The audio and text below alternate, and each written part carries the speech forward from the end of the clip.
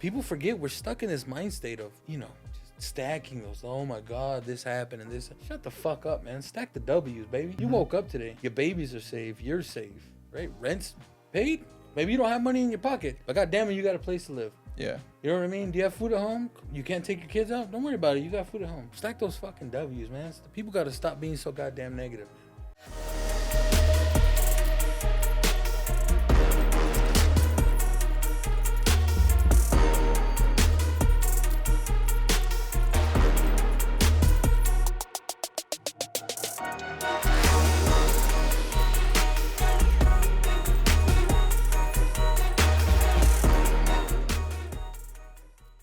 Thanks for coming back on. Episode 48 with Rudy. Yes, sir. It was a fun one. I don't know what happened. TikTok didn't like all of our swearing or something, but they didn't push it out, so we're doing it again. I knew it. I knew I cussed too much, man. People tell me that, but I can't. I'm passionate. What can I do? You know what I mean? Right? Yeah, you gotta do what you gotta do, man. But it's like, gotta be yourself, so. Yeah, that's right. Yeah, dude. A couple things we didn't cover last time is obviously you're my barber. That's how I met you. It was like Thanksgiving Day. It was, yep. And I just met you there, and then it was probably like a month later, I went in to get a haircut, and then I realized that you needed a trainer and I needed a haircut, and then we've just been... Yeah, that was, it was at New Year's. It was after New Year's. Mm-hmm. Remember we were having a conversation, and you were telling me about how you were doing the online training, and then you had mentioned one of your clients, and I remember you asking me, do you have any goals for the new year? And I'll be honest, bro. I wasn't even trying to get involved in gym at all. I was just kind of like talking out of my ass, man. I was just like, oh yeah, I mean, I did want to go on a little health journey, and man, I have been wanting to stop drinking for a long time because I was drinking severely, and obviously being overweight and stuff, especially in the barber thing. You're on your feet all day, your back hurts. So you didn't really think that you were drinking that bad, right? Before, like no, you didn't think it was like. I mean, I knew it was bad. I just I had this vision in my head. I think I romanticized myself a little bit.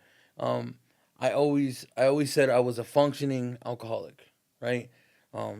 Be at work, I made sure I was at work.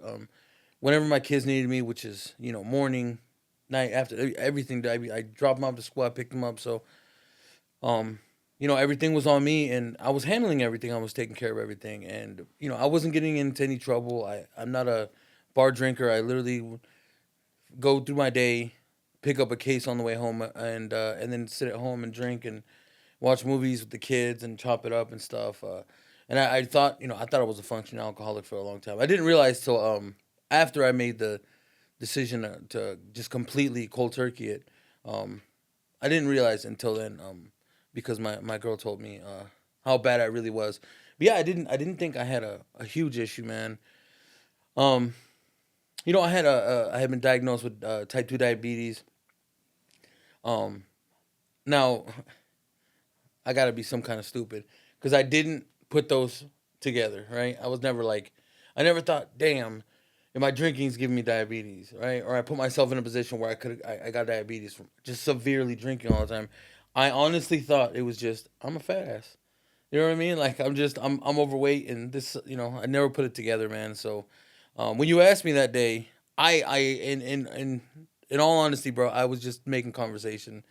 And I was like, yeah, I kind of want to go back in the gym, but man, I had gotten a gym membership to Planet Fitness before they even opened. I pre-ordered one, and I had it for like 3 or 4 years. I never stepped. I still don't know what the inside of Planet Fitness looks like, bro. I never once, but I was paying every month on that motherfucker, right? Just thinking, I'll go, and I never did, bro. I just never had the motivation. I honestly never wanted it that bad, and so I was just kind of making conversation. And then when it came up like, hey, let's trade services and shit, I still was just making conversation. I didn't think it was going to lead to nothing, bro. And it wasn't until you basically held me accountable where I was like, damn, I guess I have to do this now. You know what I mean? And it sucked at first. It really did, man. I've dragged myself into the gym. It's not something that I enjoyed at all, bro. I was just like, fuck, man. Because I just wasn't in that mode. But with time, man, it just became something that just it's normal to me. You know, if I don't go, my day feels off. How long do you think it took you before you started feeling like you were getting into it? Or you started like I'm gonna say less hate it. Yeah. I'm gonna say it was probably. I'm gonna say I think I can say it was like 6 months, dude, because I struggled really hard for those first 5.5 months. I remember one of the issues with you was that we weren't having an easy time tracking food. Yeah, I still don't, dude. I am horrible at it, bro, and it comes down to me just being fucking hard headed, man. I know the value behind it, but it's just I don't know. I'm so hard headed, bro, that I'm just like. Well, and you were also still drinking, and you weren't I wasn't tracking the drinks. You weren't tracking your alcohol. It wasn't until you said something one day, and you're like, "Are you writing those down?"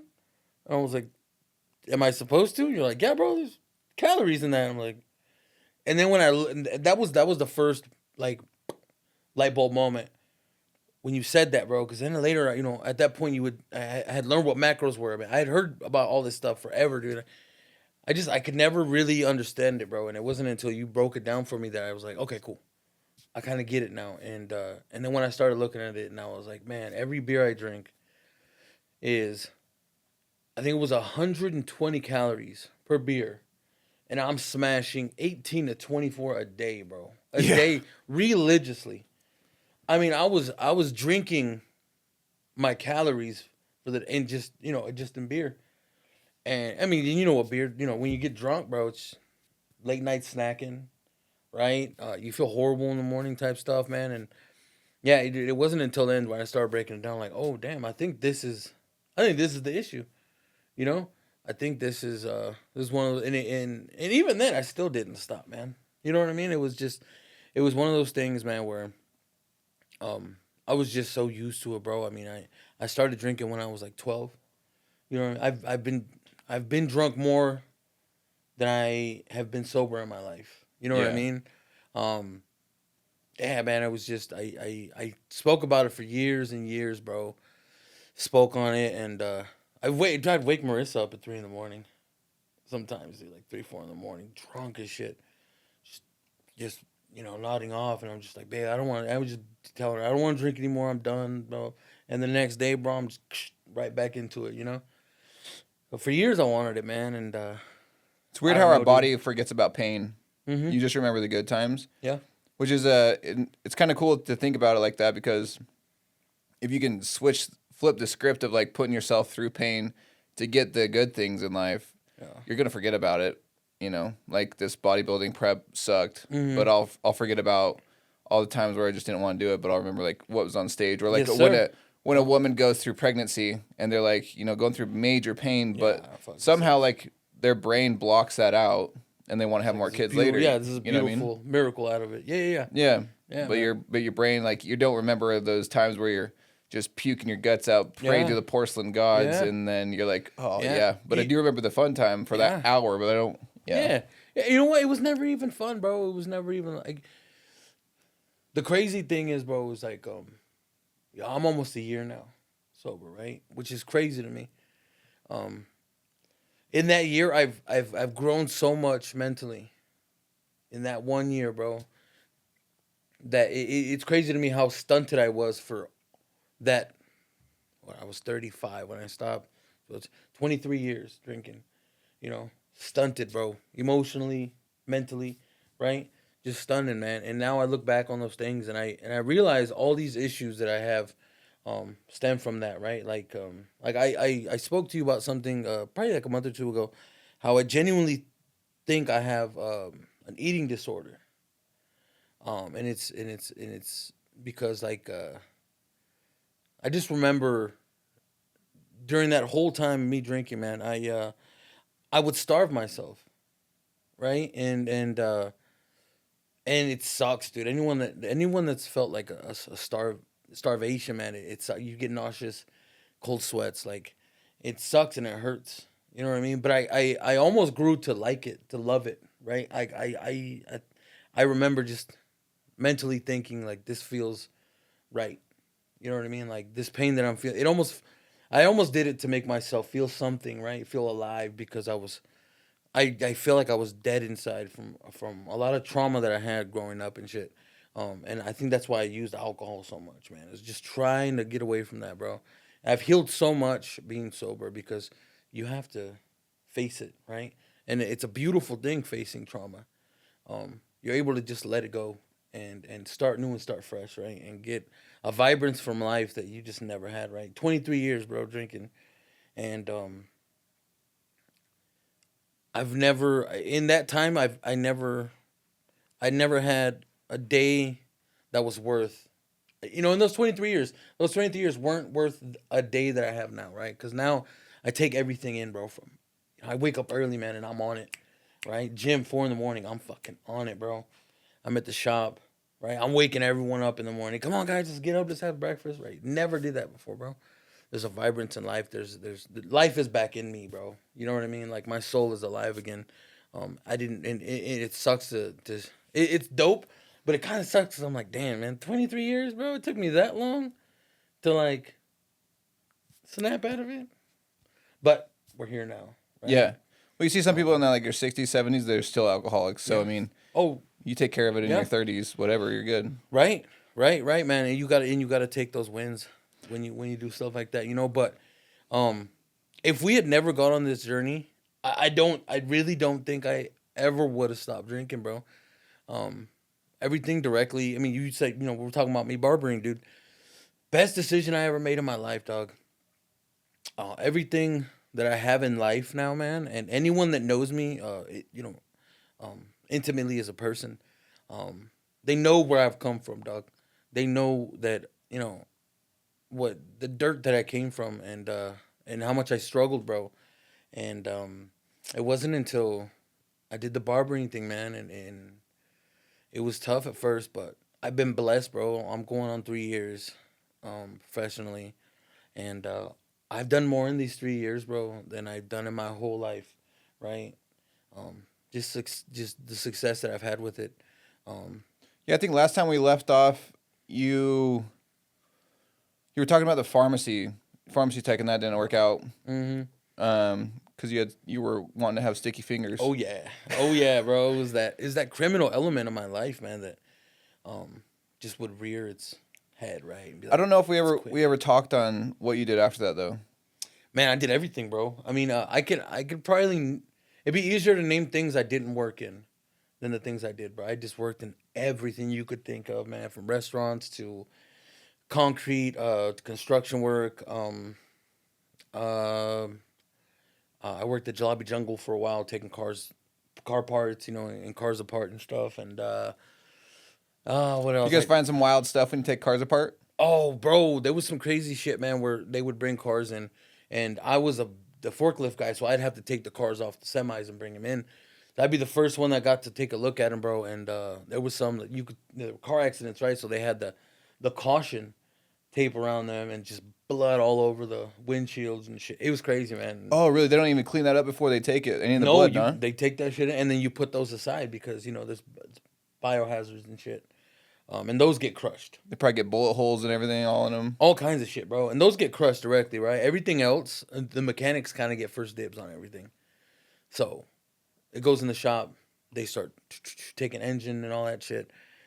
They go through the inside. So if there's you get like iPads and there's money, bro, dope, like all kinds of shit people leave, right? In wrecks. And so they kind of get first dibs on that. So the cops don't go through them unless it's like a criminal scene, and if it's like a car crash and it goes to the tow I yard. don't know how well they go through them. I would hope they'd go through them, especially if you're finding you're finding the dope and shit. But yeah, um, that's wild. I mean, that's kind of shit we found, right? I mean, iPads and shit like that, And I'm no stranger to it because back when I was with my ex-wife, and back when we were dating, actually, her dad was a mechanic, and he worked for a parts place over in Ontario, and he would bring shit home all the time, dog, iPads, and all that kind of shit, that he would find in cars. You know what I mean? So I'm guessing. I think it probably depends on what happened. Yeah. If they're gonna thoroughly go through the thing or not. I just met a buddy that he became a buddy, but he also he sells stuff, but his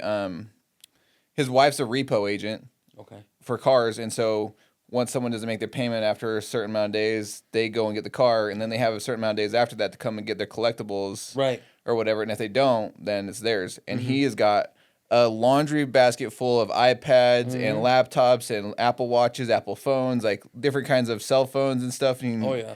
he's like, bro, take your pick. Like, I'll make you good deals. Hell yeah. You know, I'm like, Yeah. how'd you get all this? And he tells me, like, he does oil between Alaska and Texas, and then when he's home in between on his like 3 weeks off, he just, you know, collects all this stuff that his wife gets, and then he just sells it. And I'm like, damn, what a sick job. That's cool. That's good connect. I like that. Yeah. That's what I was interested when you were talking about, like, taking cars apart. Like, you probably find some cool stuff. Oh, dude, we did, bro. It was crazy, man. It was, I remember there was a big, like, the ambulance box, right? That goes on the back of the cab and shit. And I was in there, man. I was looking through everything. I was like, I'm one of those dudes that I'm super curious, bro. If I jump into something, I'm kind of like, man. Every time I go to see a doctor, bro, if I go to a dentist, my lady's always like, yo, stop grabbing shit, right? And I'm just like going through drawers. I'm like, what's in here and shit? I'm not trying to steal shit. Yeah. You know, I'm just like curious. So I always would jump in and be like, is there anything cool? You know what I mean? And my wife was always like, when she would have a baby, she's like, take everything because they're going to charge us for all this shit anyway. Oh, I did do that with my kids. Hell yeah. Hell yeah, I did. When my daughter was born, they give us the little ribbons. And I grabbed a handful of them bitches.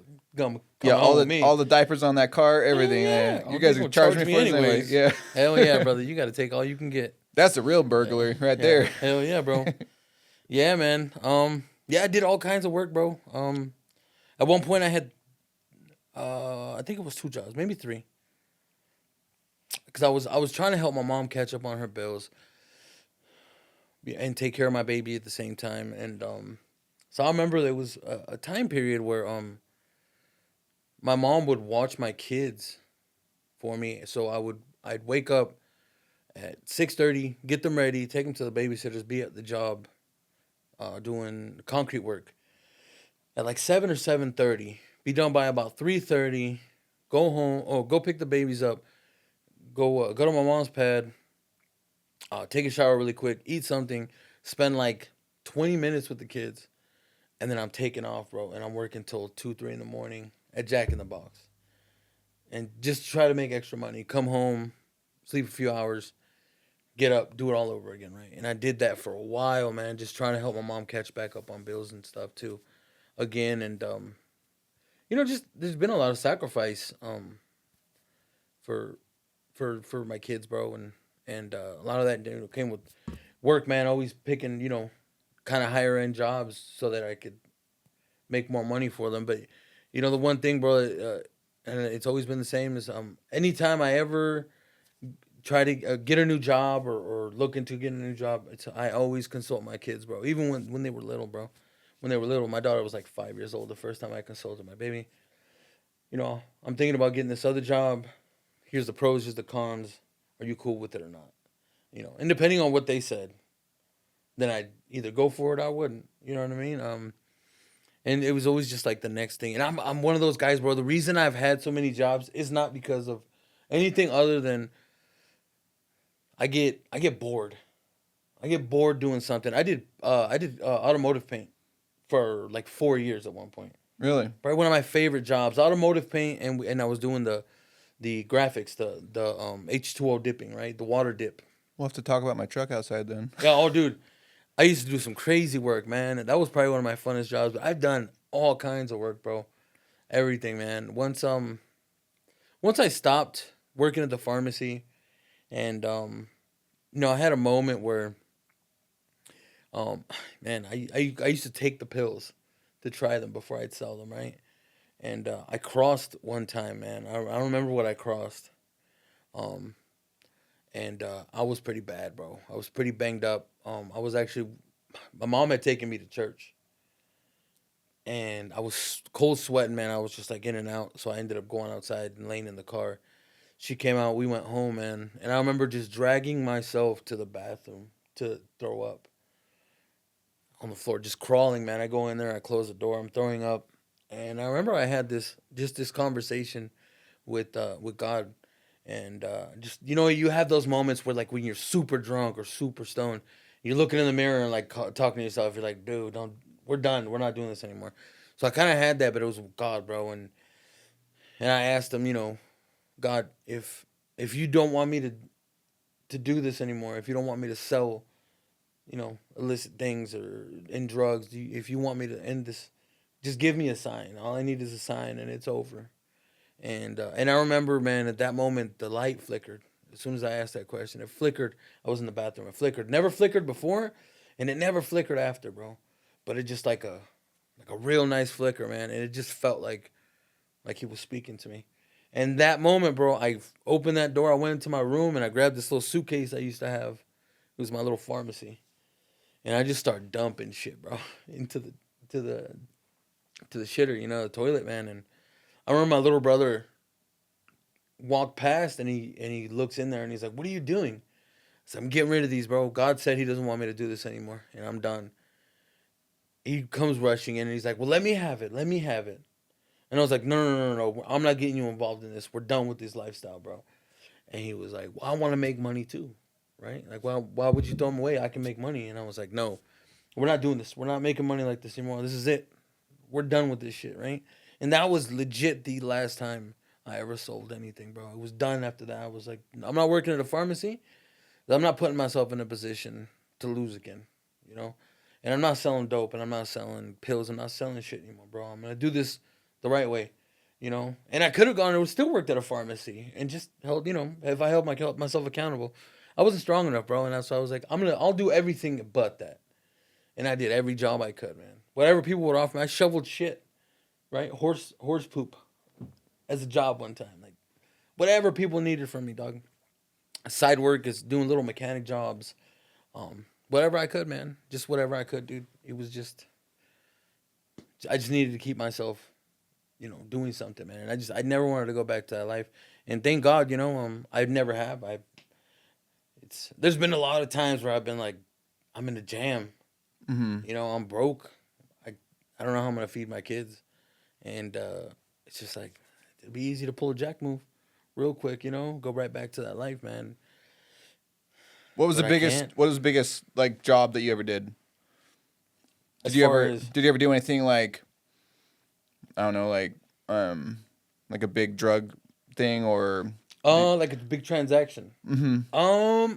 Biggest one I did, because I learned a lot from looking at my or watching my uncles and cousins do their thing. Right, everyone get popped, just moving too much weight, right, or not being vigilant enough or whatever. So I kind of always made myself just, I'm gonna do small work, and if I don't have to touch work, then I won't touch work, right? I'd have kind of like my own little team Sub it and out. delegate, right? I'm delegating to you what you're gonna tell them to do, Subcontracting your right? drug work. So because I wanted to space myself out from the work as far as possible, Yeah. right? So that just to give myself a better chance. It was just something that I was like, I see my cousins do it. I kind of want to try to do this better, right? So, it was always small amounts, bro. It was nothing crazy. I think the biggest thing I ever did was, I was probably like $3,000 in pills. Really? In pills, man. It was, yeah, it was pills are popping a lot, and this was, Like oxys or what? yeah, oxys were popping, bro. It was 2000 in the tens. Yeah, fentanyl wasn't even a thing, right? No, I don't remember hearing it back then. You know what I mean? It was crazy because like I'm dropping off these oxys, bro, and they were selling for, I think at that point, I think it was $1 a milligram, right?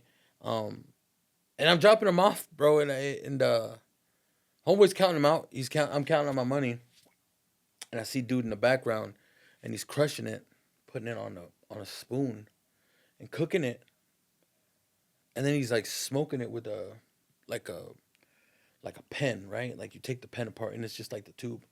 And I was like, what the fuck is he doing, bro? Like, I thought they were popping these fucking things, bro. Because it was like a group of 4 or 5 of them. I think they put their money together because I cut them a really good deal, right? They were getting them for $1 a milligram. I was selling them for far cheaper because I'm just trying to move work. I'm just like, it don't mean nothing to me, right? I got Were you the getting fast those from track the to it. pharmacy? Or was it something else? No, that was something else. Oh, okay. That was something else. But I was trying to fast track them, just get them out, Yeah. right? And seeing them smoke it, I was like, what the fuck? Because it's an opiate, so it's like heroin then at that point. Pop them, dog. What are we doing? Why do you smoke, right? Yeah. That's when I realized, like, damn, these are, you know, this. I'm selling meth. You know what I mean? Basically, like, this is crazy. I'd never seen somebody do that shit, and that kind of was like, damn. You know what I mean? It was one of those things where that was one of my last ones that I did, because that kind of fucked me up. I was like, shit, man, am I gonna fucking, somebody gonna take too much? Like, that's crazy. Because I remember when I first got that drop, I popped one myself. I've always been the dude that whatever came my way for me to push out, I always tried it first, because I wanted to know the quality, right? So I popped one. And I remember I didn't wake up for like 36 hours, bro. I woke up like a day and a half later. I thought it was still the same day, and I was like, damn, what time is it? And he told me, I was like, all right, I've been out for like an hour and a half. They're like, no, bro. It was a day and a half ago, homie. Like, that was a long time. I was like, damn, bro.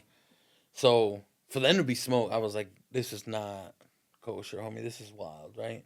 And I just didn't want to be a part of that anymore. Did you ever feel any guilt for, like, if someone got popped after you had sold them? Or if they, like, not overdosed, but if they ever had, like, anything. I had a guy on here before, and he was selling people drugs, and then he changed his life up, but then he would see them later on in, like, the prisons or anything like that, because he would go out there and talk to them and stuff, and he would feel guilt because he felt like he was someone that contributed to, like, their demise. You know what, dude? I never felt anything. And that stems from one of my uncles, bro. He was like a father to me. He is like a father to me, actually. He's still around. But he did some Fed time. And when he came out, man, he did tell me one day that he felt really responsible for some of his high school friends that later on in life he ended up selling to. And one of them overdosed, and a lot of them were down bad. And he was like, I feel guilt over that. And from that interaction, it was one of those things where I was like, that's, it was a learning curve for me, because I was like, all right, I have to kill off that piece of myself that feels anything. This is business. This is money. You know what I mean? Like, I'm doing this to better my situation, because I was coming from a severely broken home, and a single mother who was struggling, trying to keep her oldest son on the fucking rails. You know what I mean? And raise two younger sons and a daughter that was in college. You know what I mean? So, I've always been I think I always was a selfish person, like that. I'm not like that anymore. But I just remember being very, very selfish, and just being like, it's about mine. I got to do what I have to do for mine. You know what I mean? So I've never felt that way, bro. But in that same sense, I always kind of felt like I was more responsible than some dealers, because I was taking that first hit, right? It didn't matter what it was, I'm taking it, right? Because I want to feel that shit. I want to see I want to know what you're gonna feel. Because if this is dog shit and this makes me sick, or this puts me somewhere, I'm not selling it to everybody else. Yeah, you know what I mean. It was pride. I wanted the best shit, right? I wanted to be known as selling good shit, and two, I wanted to be responsible to be like, okay, I'm not putting dog shit on the streets, right? This has to be clean enough. And I always sold small amounts, so it's hard for somebody to OD, right, or have a reaction like that when you're just selling small amounts, dog, right? Yeah. And it's easier to carry a smaller amount, as well as conceal it, and get rid of it in a moment of, right? Oh shit, somebody's popping, cool, right? So like, that's the scary part about fentanyl now, is like a small amount and you're done. Mm-hmm. Yeah, different times, man. 20 years ago, somebody said, you want a bump? I was like, fuck it, right? Actually, it's funny. I just had somebody just offered me a bump the other day. I went to a wedding on Saturday, bro. The wildest thing. I haven't seen dude in 15 years, probably, right? Comes up, shakes my hand. It's 6:00 in the afternoon. I just remember thinking, you're already drunk, homie? Like, the ceremony just ended. We're eating. You're already drunk. This is crazy, right? And it's a part of myself, and I gotta chill, because I'm kind of an asshole. judging people that drink, which is wild. I don't know why I do it. But just being sober now, I'm just kind of like, man, why are you drunk right now? I would have been in the same damn boat a year ago, dog. I gotta stop that shit. I'm gonna hold myself accountable. But I was just thinking, right? And we're walking around and stuff, and he's offering me. Everyone's all offering me alcohol. Hey, do you want a drink, bro? You want? I'm like, no, I'm good. Um, and he was just like, you know, you want a toot? And I'm grown on me. Those days are over. I'm not doing that shit, right? And it's different, man. You got to think about that shit now, man. You can't just people can't just freely take shit now, bro. It's just that one time could be the last time. You know what I mean? That fentanyl's it's crazy out here, bro. Back in the day, man, I had cousins who would cook shit, you know, and they cook good shit, and they would piece me off, and I'd go and just no charge, bam, bam, bam, try that, and it's a hook, right, and then success. You know what I mean? But nah, but the fentanyl things is it's scary, man. It's scary. It's out of control, and um, yeah, I don't know, man. It's a hard world to be in right now, Yeah. for sure. Back in your day, was there any drug that you didn't like hit the line in the sand? I'm not gonna do that. Heroin, bro. That was the one thing I was like, if I got to put a needle in, I'm out, dog. Not doing that shit, right? If I can smoke it, pop it, So just I'm injectables, good. because Right. I'm not doing injectables, right? But you could I'm smoke still heroin, pills. but Oh, I guess so. Yeah, I never thought of that. I'm not saying Yeah, yeah, for me it was and I think it was just growing up with movies, watching people. yeah, yeah, Right. I was like, bruh. Right. So for me, I thought it was. I didn't even realize you could smoke it. Don't smoke it, guys. It's nasty yeah. shit, man. Be sober. So Sober what was for it that turned you away from doing drugs? You kept doing, you kept drinking, but like what was it then that just God moment in the bathroom that you're like, I'm done? Yeah. That was it, man. It just felt like yeah, dude. You know what, bro? I don't think I've ever thought of it actually. You know, I guess yeah. My mind was only set on I'm done doing them, done selling them, too. You know what I mean? It was just one of those things where it was like it's enough. You know, and I didn't want to catch Fed time. I was just about to have my first baby. You know, my oldest, my daughter, and just had a realization. But yeah, I never stopped drinking, man. It was just I don't know. Drinking is one of those things that was embedded in me. You know, from a child, obviously. You know, and you always speak on it, bro. And I like that you speak on it. It's you know, we watch we see what our parents are doing, and that kind of forms who we're gonna be. You know what I mean? And that was my dad was just a daily drinker. I will say he was never as bad as me. I remember my mom, going and buying a six pack, and to kill off a six pack.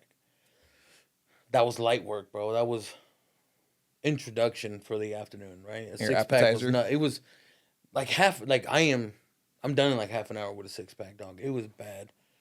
I mean, it was just like yeah, it was bad, man. And but it was just seeing that it was normalized, right? Every time we were somewhere, a party, and it's still kind of normalized in my culture, right? Where I think a lot more people are becoming hip to it, and now they're starting to put on like invitations for kids parties, right? Like no drinking for the day. You know what I mean? Which is it's kind of cool. I used to be like, "Hey, fucking dick, bro. What do you mean? We can't have a party without drinking? Sure as shit you can, bro. You know, it's just we're so used to that's kind of just what we do, right? I have an addictive personality, bro.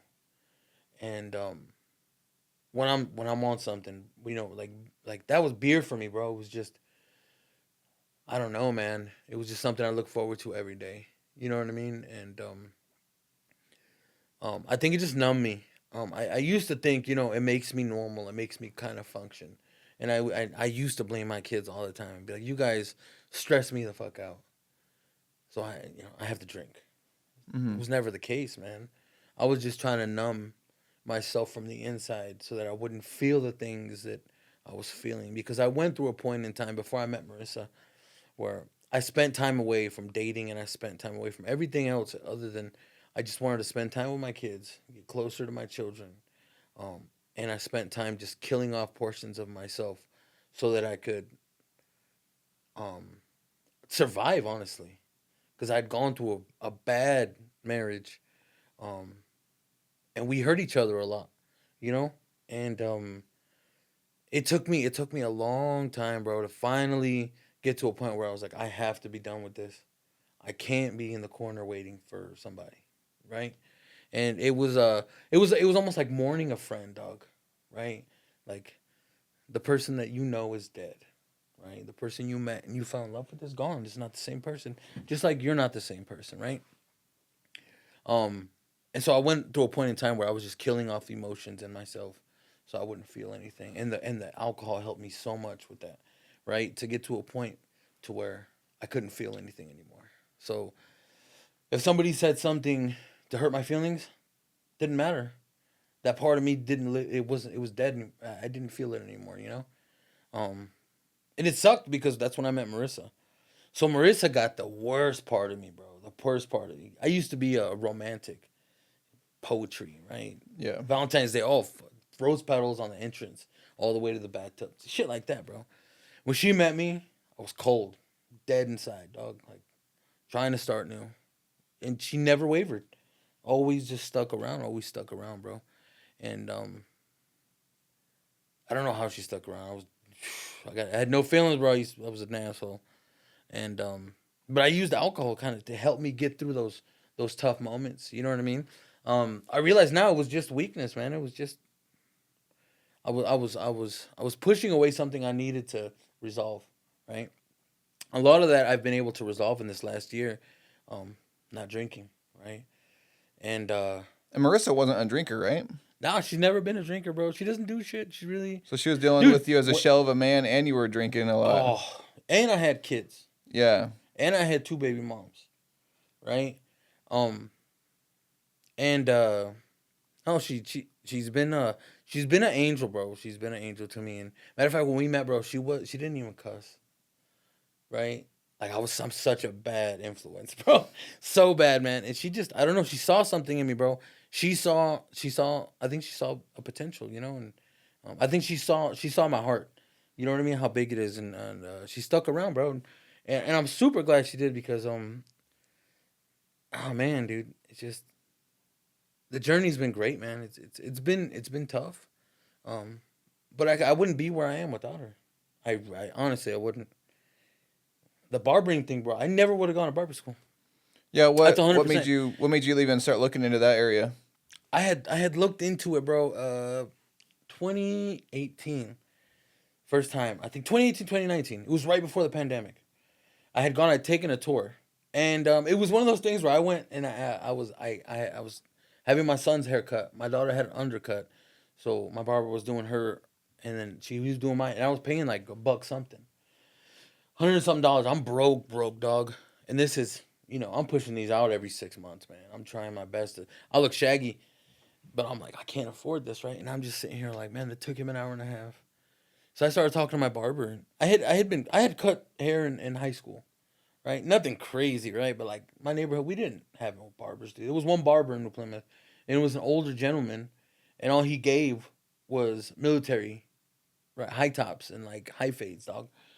So, and we can afford barber, right? Like, so I would just cut everyone in the neighborhood up, no big deal. And so throughout and then during the pandemic, I used to cut my nephews and stuff up, and man, just working so many jobs, I'm so tired of having bosses, bro. Being a single pop, you know what I mean? Like my kids get sick, um, at school, before school, whatever. Like I have to take the time off. I have to be there for my babies, and as a man, dude, no one understands that in the workforce. No one does. You know what I mean? Like you're supposed to be this hard shell, this hard motherfucker, right? You can be, but those are my babies, dog. You know what I mean? So I just got tired of the bullshit of being like, hey, dude, I gotta go pick up my baby. She's sick or he's sick, and the look that they would give me, right? Which it's one of those shameful things where it's like, I guess do what you gotta do, right? And it's like, damn, man, like I'm trying to be a father, and it's so hard because when a woman does it, and I'm not trying to like, but let's be realistic here, right? When a woman asks for time off to be able to, it's totally fine, right? That's expected of her. Right? You expect a woman to take care of the babies and be there for them when they're sick and take them to to their appointments and all that shit, right? I did all that shit, bro. I had to do all that stuff.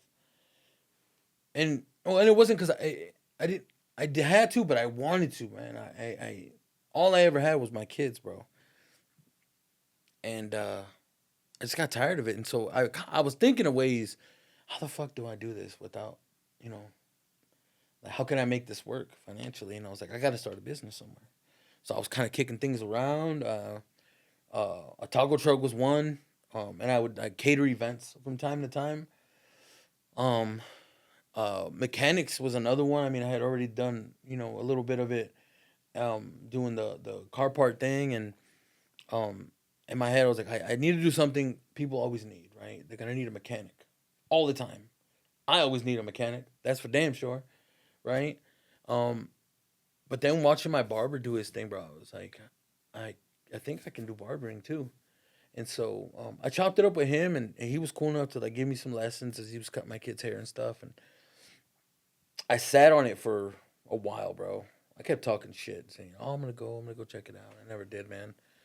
And and then one day I was like, you know what? Because and the big thing, bro, was I thought there was only Bone Barber School, and I thought it was Boise Barber College. It's in Boise, dog. I have a job in Caldwell. I got to drop my kids off in school in Caldwell, and then I live in Nampa. Like I didn't have the time to do all that. And when I found out Paul Mitchell had one here in Nampa, I thought Paul Mitchell was a chick school, right? Like I thought it was long hair. Found out. I went and checked them out. I did the tour. Um, and at the end of it, they were like, "Oh yeah, you know, just got to do FAFSA and this and this." And then it hit me. I was like, "Damn, I have I have loans out still from pharmacy school." So right then and there, I just quit. You know, I've been a quitter my whole life, bro. When somebody says no, I take that and I walk away every time. I never no. Hey, well let me nah, bro. It's just okay. It's a no. I'm out. So right then I was like, well, that's never gonna happen. You know what I mean? And I let it go. And it was during the pandemic. I was looking for a job, man, because I got laid off, and they just happened to call me.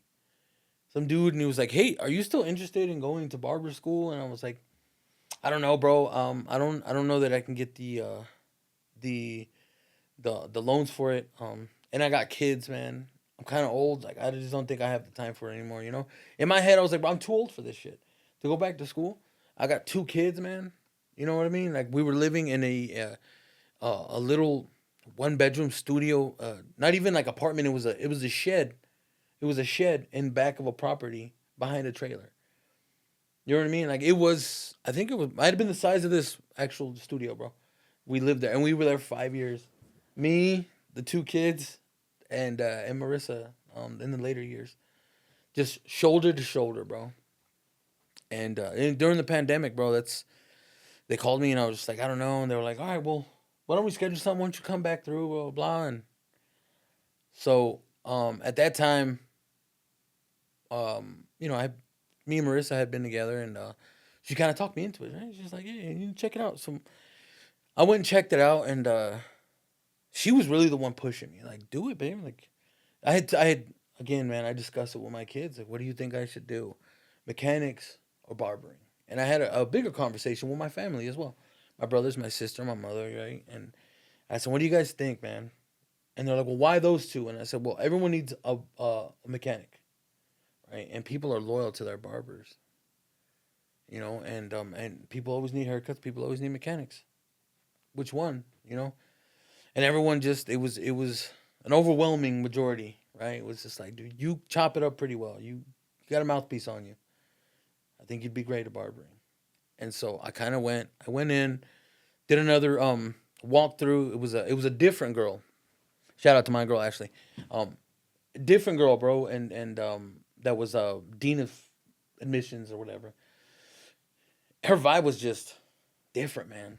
Like very inviting and just made it seem like anything is possible, you know. And I was like, well, I have this and this. It's cool. We'll figure it out, right? So I went through the paperwork. I get like the first, like, sweet, your paperwork's in, whatever, whatever. Man, I went and I told my whole family. Guess what? I had already picked the date, right? This is when I start. Man, I was looking up, bro. I went to work and for a year I had been telling my homie Ricky, bro, I'm not gonna be here forever, dog. Give it a little bit of time. I'll be gone. I'm not doing this forever, you know. Um, and he'd be like, "You're just bullshitting." I'm like, "No, no, no, no. I don't plan on being here forever." And at that time, I was thinking about um, doing the taco truck thing. I was always trying to scheme something up, bro. Just trying to make something work. You know what I mean? And and finally, bro, I finally a year later, I was like, "Dog, we're going to barber school." And he was like, "No, you're not." I was like, "Hell yeah, I'm done, bro. I'll be done. I'm not working for anybody anymore. I'm done with this bullshit." You know? And I think it was like a couple weeks in, dog. I get a message that my loan didn't go through because I had the outstanding loan from prior. I remember that day clearly, bro, because I almost cried. I was so embarrassed, dog, that I had spilled the beans and told everyone I'm fucking going, dog, and everyone's excited um and it just felt like ah, right, like the wind from your sails type shit, right? It's Yeah. like damn, bro. Lost hope. Yeah, I was at work and I was in a good mood, and then boom, man. And I remember just like I almost wanted to go to the bathroom and cry because I was like, "Fuck, dude, this is it hurt, man. My chest was on fire." I didn't even text Marissa, bro, for probably a couple hours because I was like, I gotta process this, man. This is embarrassing. I'm gonna have to go and tell my family again. Sorry, guys, I'm not. I'm gonna be this fucking warehouse worker forever. You know, just crush me, bro. Crush me. I already told my kids. You know, and in my head, I was like, damn, they're gonna be so disappointed, dog. You know what I mean? I had already told my daughter, oh, I'm gonna learn how to do girls' hair so I can do your hair for prom and all kinds of shit, you know. And told my little man, dude, I'm gonna have you cleaned up, right? Man, dude, and yeah, it crushed me, dog. And I went home. And on the way home, I texted Marissa, and I was like, it's over, baby. Like, I'm not going. And she's like, no, we can do something. And I was like, it's over, dude. It's over. Right? Like I was just telling it's over, and she was like, no, we can figure this out. And I was like, you don't fucking understand. Like, it's over. Leave it alone. Right?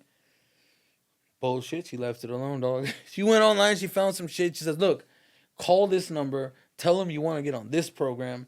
They'll set you back up. You can get a new loan. They'll like solidify them to just whatever. I don't know what the fuck she was saying. I was done, bro. I was like, it's over. And she was like, just do it. So just fucking do it. I'm stuck. I was like, all right.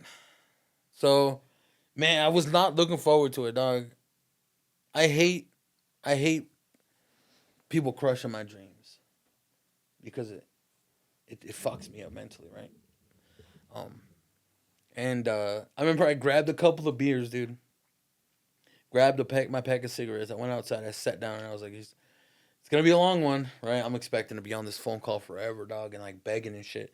It's like, I've made the phone call, man, and it was so easy, bro. I want to do this, and this. Okay, I didn't even get the first sip of beer. Didn't even spark the cigarette, and it was done. And they were like, "Cool, you should be approved." I was like, "What the? I never would have done that." And it sounds stupid and like a little thing, but when I tell you, bro, that I never would have looked into it, I just would have left it as is. I never would have looked into it. Never. I'm the kind of guy that if I go to a restaurant and you get my order wrong, I'm gonna take it on the chin and I'm gonna pay whatever it is. I'm not gonna be the one that goes, "Hey, dude, this is not right." It is what it is, right?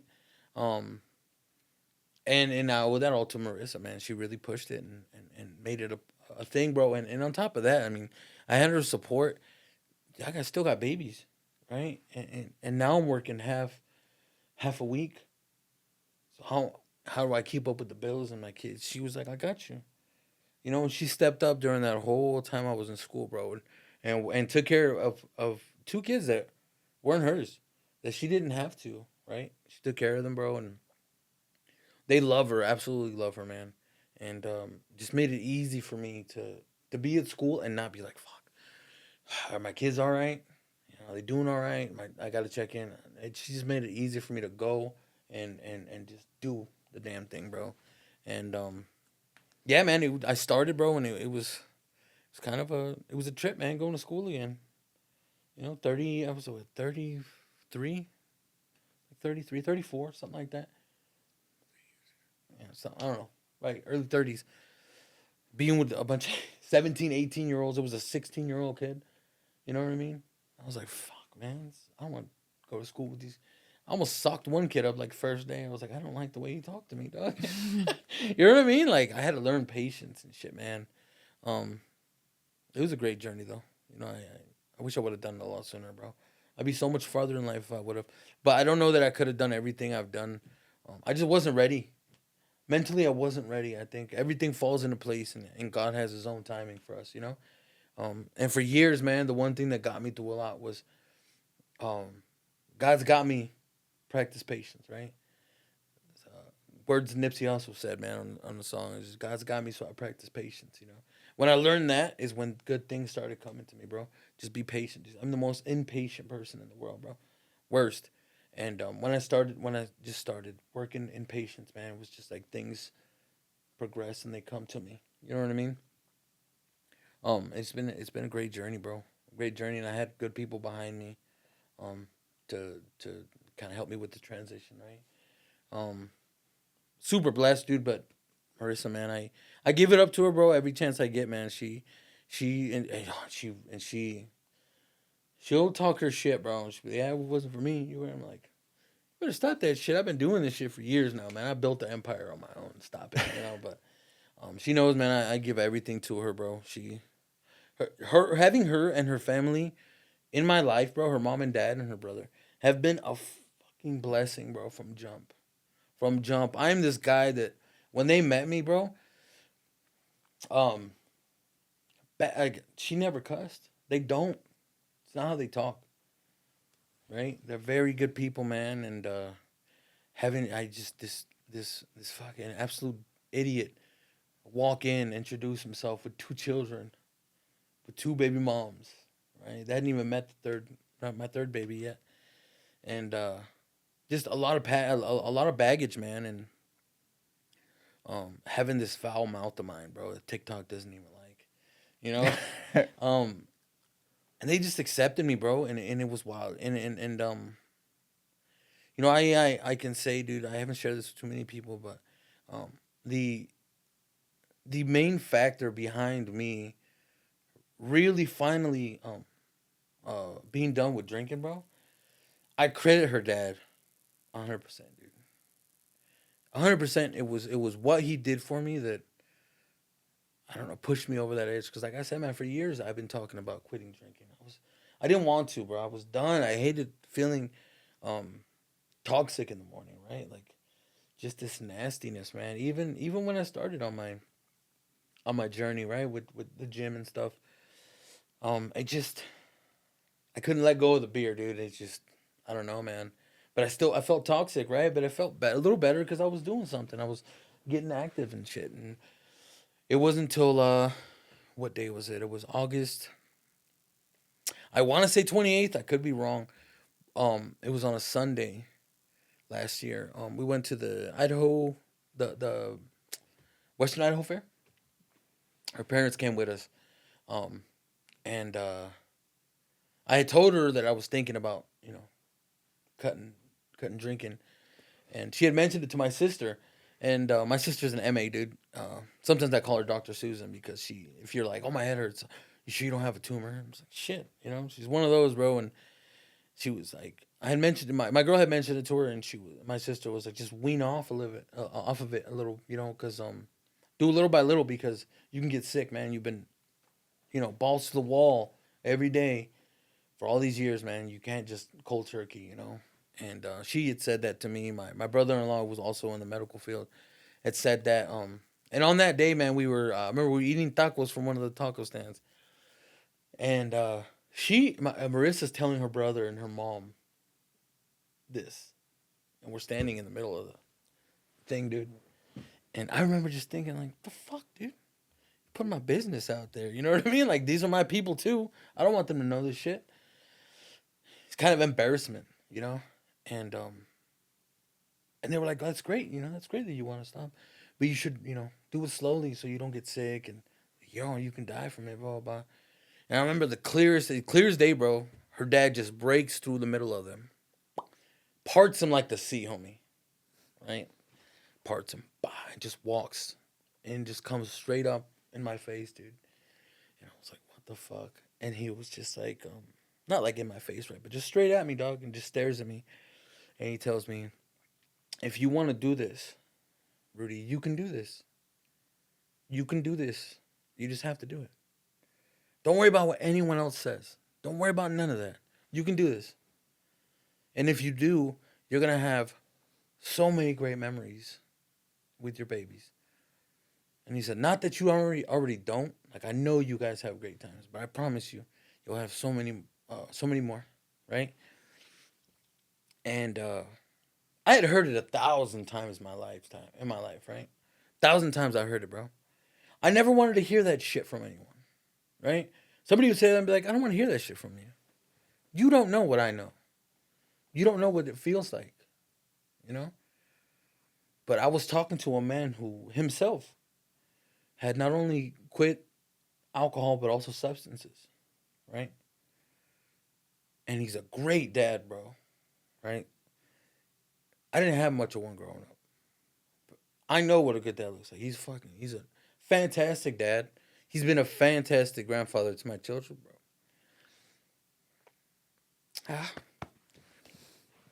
little emotional, dog. He's been great, dog. I absolutely cherish the man. And it was something about the way he said it to me, right? It felt like we're brothers. You know what I mean? Like a comrade, bro. Like we're in this together type shit. Like I felt different because he knew what it was like to see the end of it, right? To be like, it's over. I got to stop this shit. And he successfully did it, bro. I could hear it from him because he knew the struggle. But it was the way he was looking at me, dog. It was like he had a belief in me.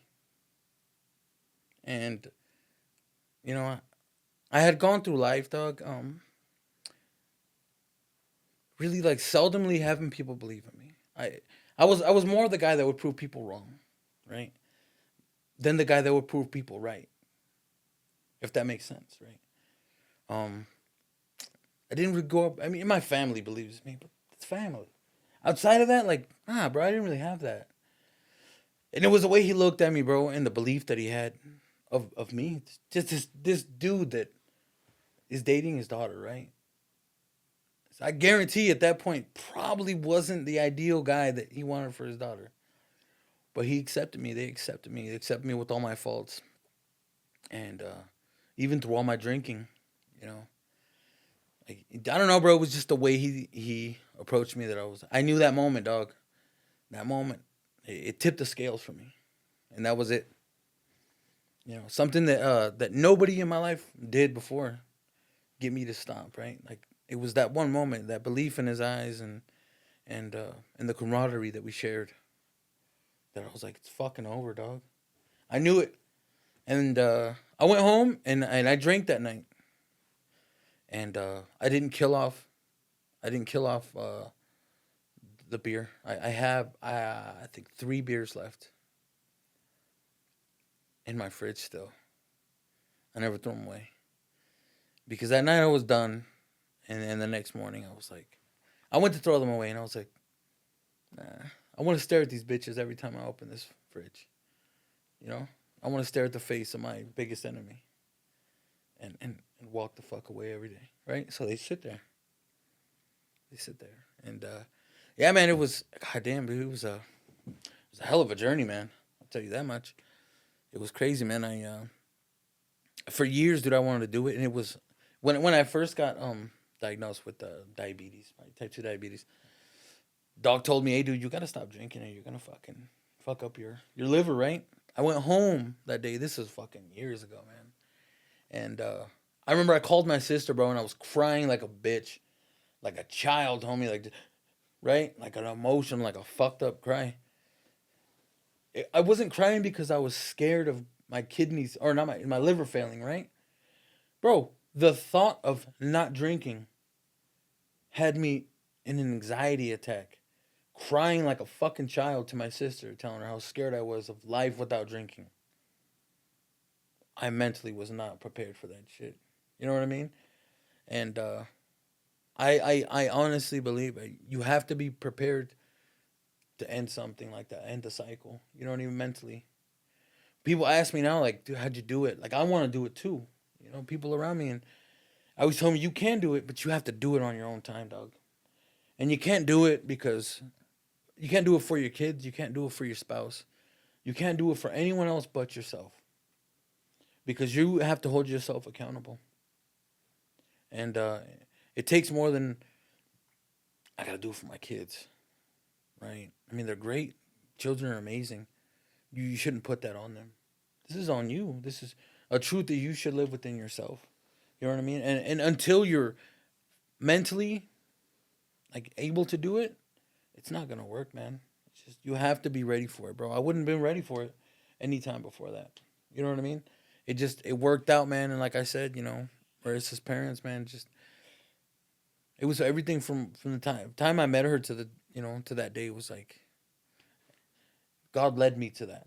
You know what I mean? He put those people in my place, man. And, forever grateful for them and their support and their continued support, bro. You know, they're my biggest fans, man. You're amazing. You know what I mean? And they've created, they've helped create this new person, bro. And I love it, bro. I love it, man. I have the vibrance in life, dog. Like the clarity that I have every day, man, just makes me want to wake up and continue. You know, people always ask me, "Do you get cravings?" You know, some people are like, "Oh, we won't drink around you."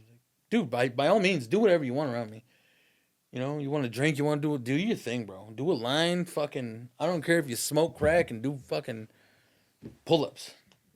Shit does not bother me. It doesn't do anything to me, bro.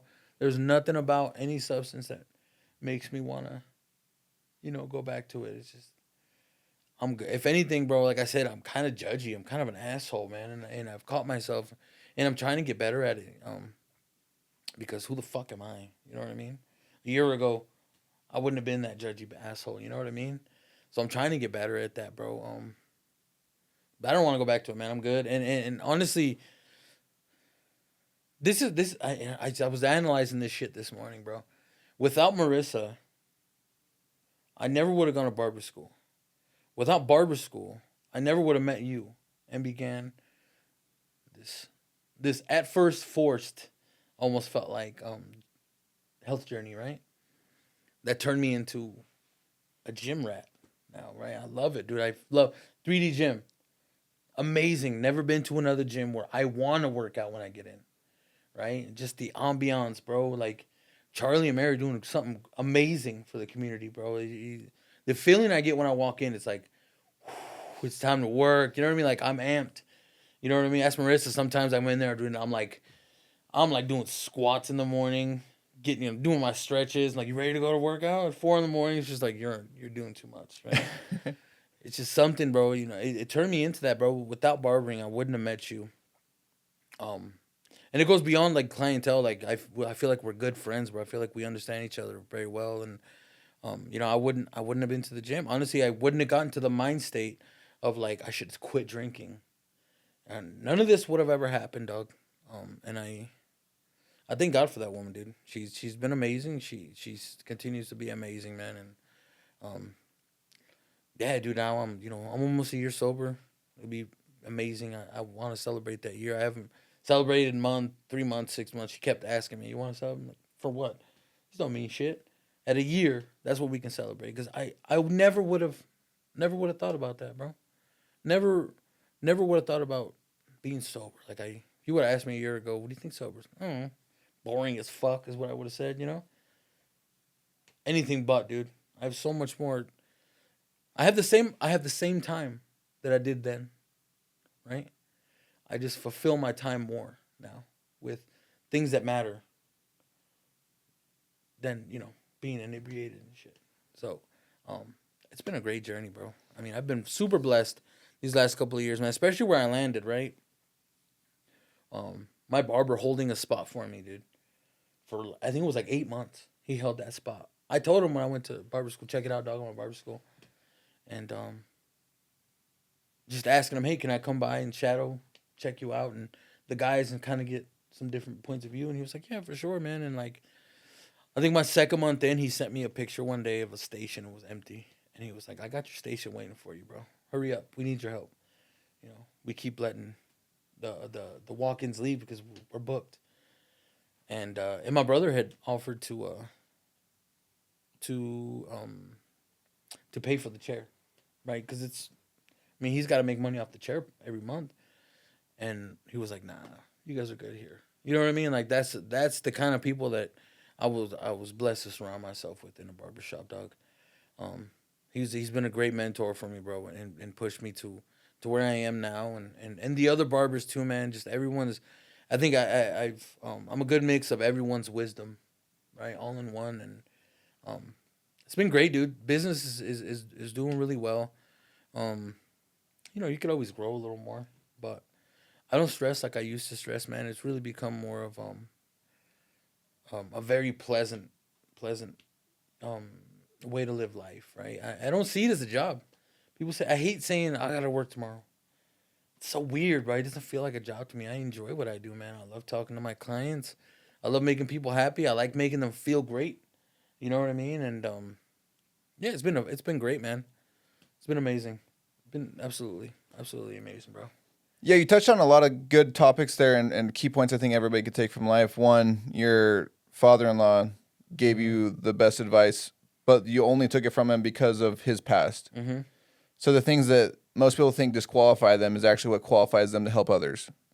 And that's an amazing thing where a lot of people think I'm just too broken. I can't help anybody. I'm too broken. I can't go to church. I'm too broken. Like that's where God works is when in the broken. Yeah. Like you're qualifying yourself to be able to help others. And I'm sure that, your family has taken notice of your changes and seen like the difference in ambiance with you, and you're just obviously you've slimmed down a bunch, gone and had to buy a whole bunch of new scrubs and stuff. Oh yeah. And so I mean they're seeing that, and now like you say, like you can only take a horse to water, but they got to decide to drink, right? Sir. So they can see all that you're doing in your life, and now they're gonna start making that choice on their own instead of you being like, hey sis, or hey bro, you gotta change. I'm telling you, and even though you want to tell them because you know how good it is, you also know that people told you the same thing. Yeah. But they also could see where you came from, probably when you were an alcoholic and all those things, where now you can see where you're at, and they're going to start making that inference in their own head of like, what's the difference about Rudy? And then they're like, oh, he stopped drinking. He started going to the gym. Yeah. The other thing I want to touch on was that you said it was just like the environment of like when you go to the gym, like the right environment, right? The difference between like a Planet Fitness that you never went into, but like the Planet Fitness to like a 3D Fitness. Yeah, well, and I was at the rec center for a long time. On the rec center, right. And so like surrounding yourself with the right environment, just because you're at a gym doesn't mean you're at the right environment. Right. Just because you're at a bar doesn't mean that, it's going to be the right environment for you. Right. Like you could still have a social event with somewhere else that's going to be more productive. But when you surround yourself, and then now with the barbershop, right, of like those kind of guys that are always sharing their wisdom with you, and you guys help each other out, iron sharpening iron, like those two key points themselves are huge topics. So I think everybody could be able to take from is just environment is huge because, dude, I can totally attest with the 3D Fitness. If you would have asked me a year ago when I just left my job at the prison, June 7th, and now it's like June 10th, so it's been just over a year. Like if you asked me, Matt, are you going to do a bodybuilding show? I'd be like, fuck no. Right. Like never. Like that's not my thing. But yeah, you be around these people and you start seeing them and they're pushing themselves to higher limits and like really putting themselves through hard work, and you just see them like grinding. And yeah, you are in that environment. You got these motivational posters all over, and you're just thinking like, man, I got to put more work in, you know? And then pretty soon you're like, yeah, I think I'll try it, Yeah, hell yeah. And then, just with the barbershop, dude, that's sweet. Just surrounding yourself with other like-minded people that want growth, aren't just satisfied with just, making their bills, but they want more. Yeah. And then your hustle culture, dude, is awesome because I know besides just doing your barbering stuff, you're also doing your house calls for people, which is cool because then there's, and on top of all that, you're really good with autistic kids. And that's been a godsend for us with my son, like how patient you are. So, man, it's cool just how many different topics you could cover and how much wisdom you got. Yeah, But the thing that gives you the wisdom is all the downfalls you've had to go through to life to get there. Yeah. And a lot of people are just afraid of that failure part, Mm-hmm. like taking a risk or, sticking with that safe job, whether you're at Jalopy Jungle and it's a safe job or, but when you realize that you're not fully living out your potential and you want more happiness in life and you got to take that risk and it's scary. Yeah. And then you are partnered with someone that believes in you more than you believe in yourself. Like that's just a beautiful thing. Cause I know for myself, Ashley has believed in me a lot more in this last year at times than I believed in myself, wondering if I'm making the right decision. Right. Wondering, whether I should have just gone back. And she's like, no, like, well, I believe in you. Yeah. Other people believe in you. Yeah. And so I think partnering with the right person, surrounding yourself in the right environment, right people, and just not disqualifying yourself just because you made mistakes. Right. Huge. Right. Yeah. No, you're right, dude. I mean, the environment it's huge, man. It's somebody once told me, show me your friends, and I'll show you your future. Right. And it's one of those things where I never thought any of it. I was like, okay, sounds cool, bud. Right. Mm-hmm. Never put it together, man. And I'm living it now, bro. Like, I surround myself with good people, man. Along with changes in my life in the last couple of years, I've cut a lot of people off, bro. Not for anything, and not in a bad way, man. Just in a way that like I can see you from afar, and we're good. But I don't have the want or the need to be around certain people, right? Because they don't do anything for me spiritually. They don't do anything for me emotionally. They don't do anything for me, business wise either. You know what I mean? Like. Have you ever heard that quote from T.I.? And he said, the grass and the trees don't hang around the same place just because they started at the same place. Damn, I haven't heard that. Okay. I mean, it's just, it's one of those things, bro, where if you want real change, like, you have to look at the people that you surround yourself with. You know what I mean? You're only going to make it as far as the people that are around you. If you surround yourself with good people, and it depends on what you're trying to do, right? Like successful people, and you know this. You've done this so much now with your business, bro, and the podcast world and stuff. It makes you ambitious, right? You want more. You want more. You want more. And the environment's a huge thing, bro. And I think it really does tie into everything you do. I wouldn't be where I'm at if I didn't surround myself with a loving woman. That's very supportive, along with the supportive family and stuff. It's environment's huge, man, and I think we should start teaching our kids that. And I do teach my kids that right from now, bro. And people are like, they're a little young like that. I'm like, no, especially for my son. I'm like, dude, I'm imparting you with all my wisdom now, and it feels like a lot, but there's a lot to live, man. And I want you to do good things in this world, and I want you to learn as fast as possible because the world doesn't give you time to be a reckless kid. You take that time, you become too reckless, man. You end up in jail or dead. You know what I mean? Or in between somewhere, doing some bad shit, man. What's the biggest thing that you teach your kids that most normal parents don't? Normal as in quotes. That they my God, bro. I'll be honest. Respect and to be very aware of their surroundings. Like hypervigilance. Yeah, I teach them that shit. And I hammer it into them. And sometimes people are like, take it easy. I'm like, no. You don't understand the world. I do. If you want to let your kid run reckless through this motherfucker, go for it. Right?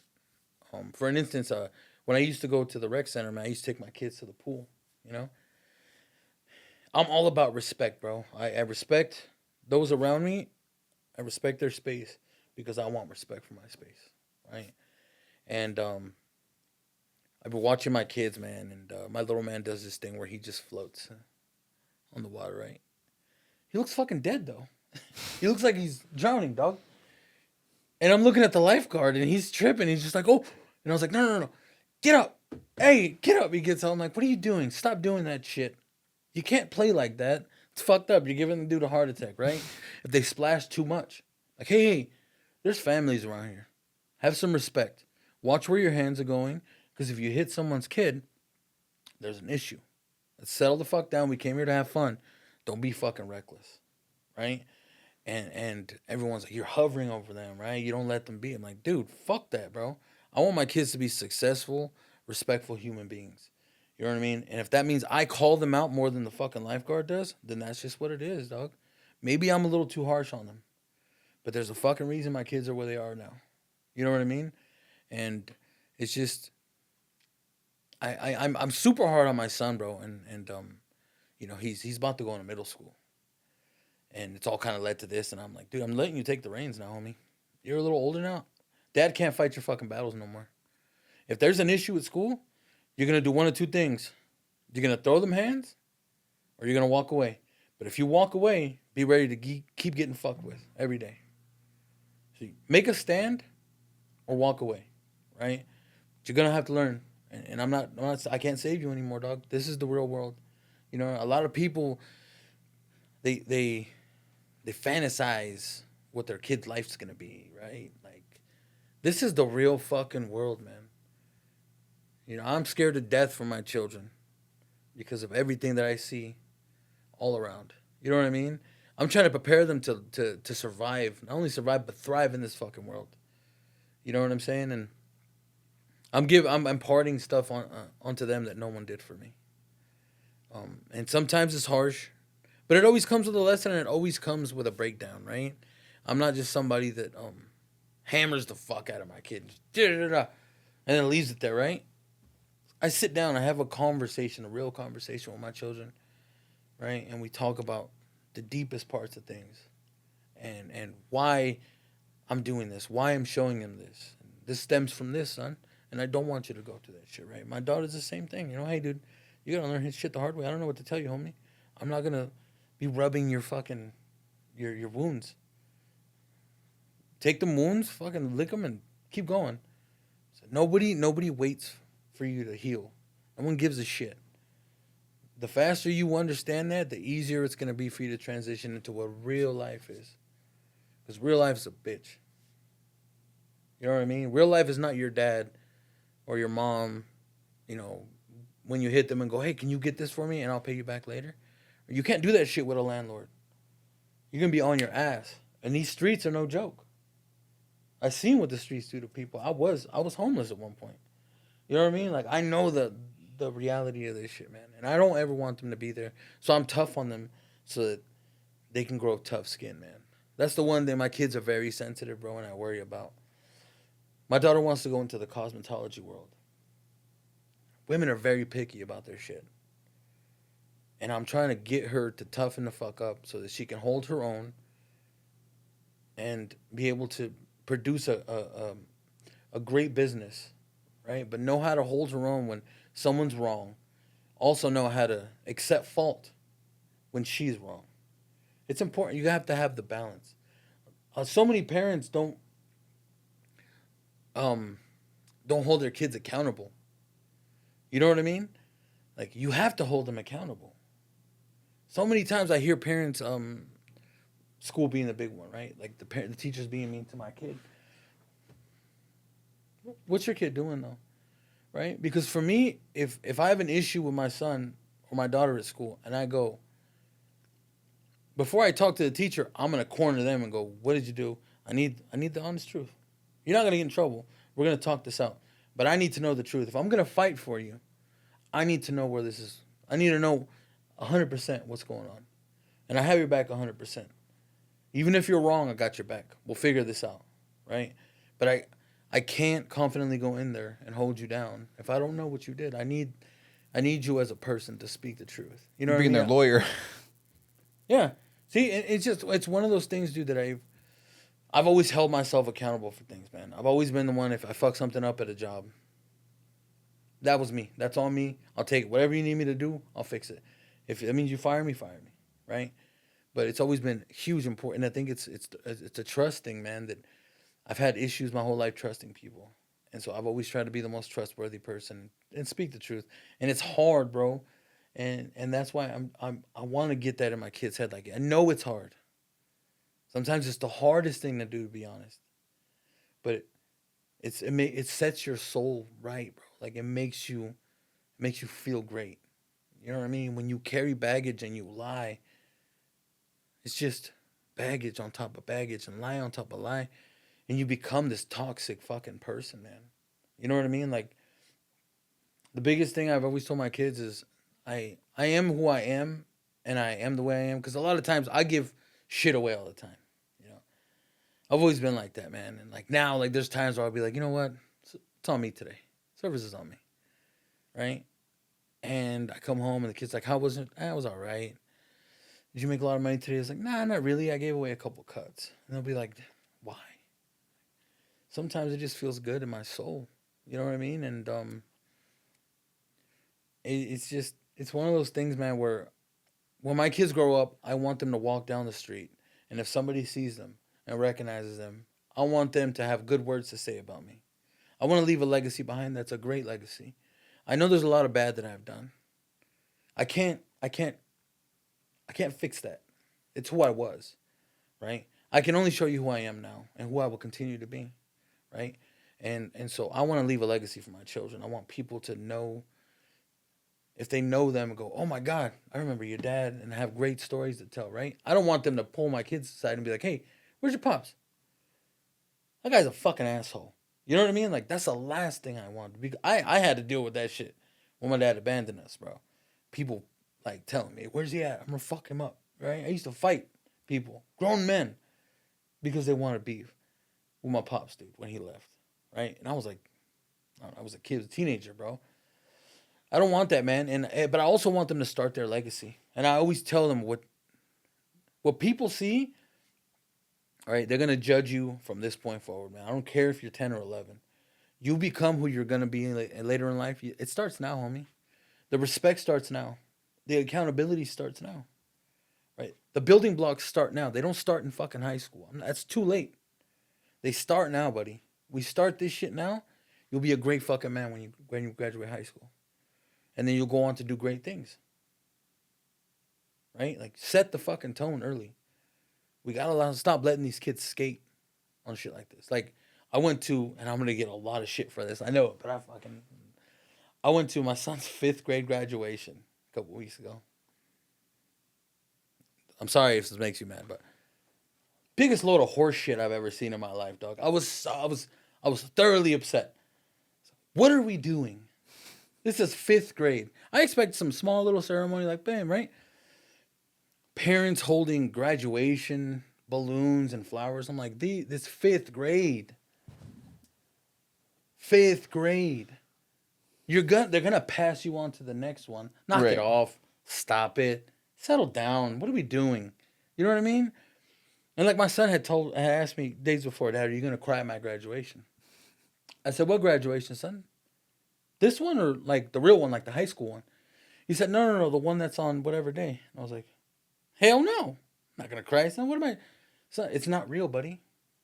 Right? Like, they're going to pass you. It's great that they're doing a ceremony. And he gave a speech. I was very proud of him for that. I was like, when you graduate high school, I'm going to cry a lot. Because I got to see a great man grow. You know? And, but I'm not doing it for this. I don't think there should be something like this, man. Like, I think you should go on and you should continue. I think we're setting a bad tone for our children, man. Celebrating 5th grade, kindergarten. I think participation awards in general. Yeah, that's exactly it, brother. That's exactly it. No, it's 5th grade. That's not real life. No. You don't get any participation awards in real life. I understand high school, because in high school you're held accountable. You fucking show up, you don't, your credits are gone, homie. Mm-hmm. You gotta really work for that motherfucker. So yes, let's ball the fuck out for that one.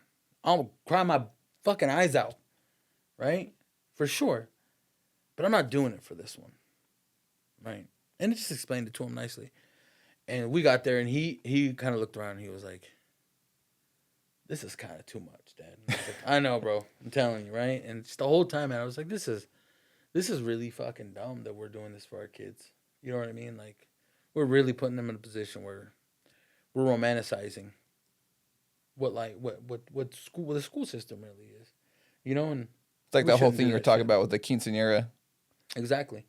You know, and I just, you know, and I know I'll get a lot of flack for it, but I choose to live in a reality based world. Yeah. Because My children are born into it, and they're going into this fucking world, man.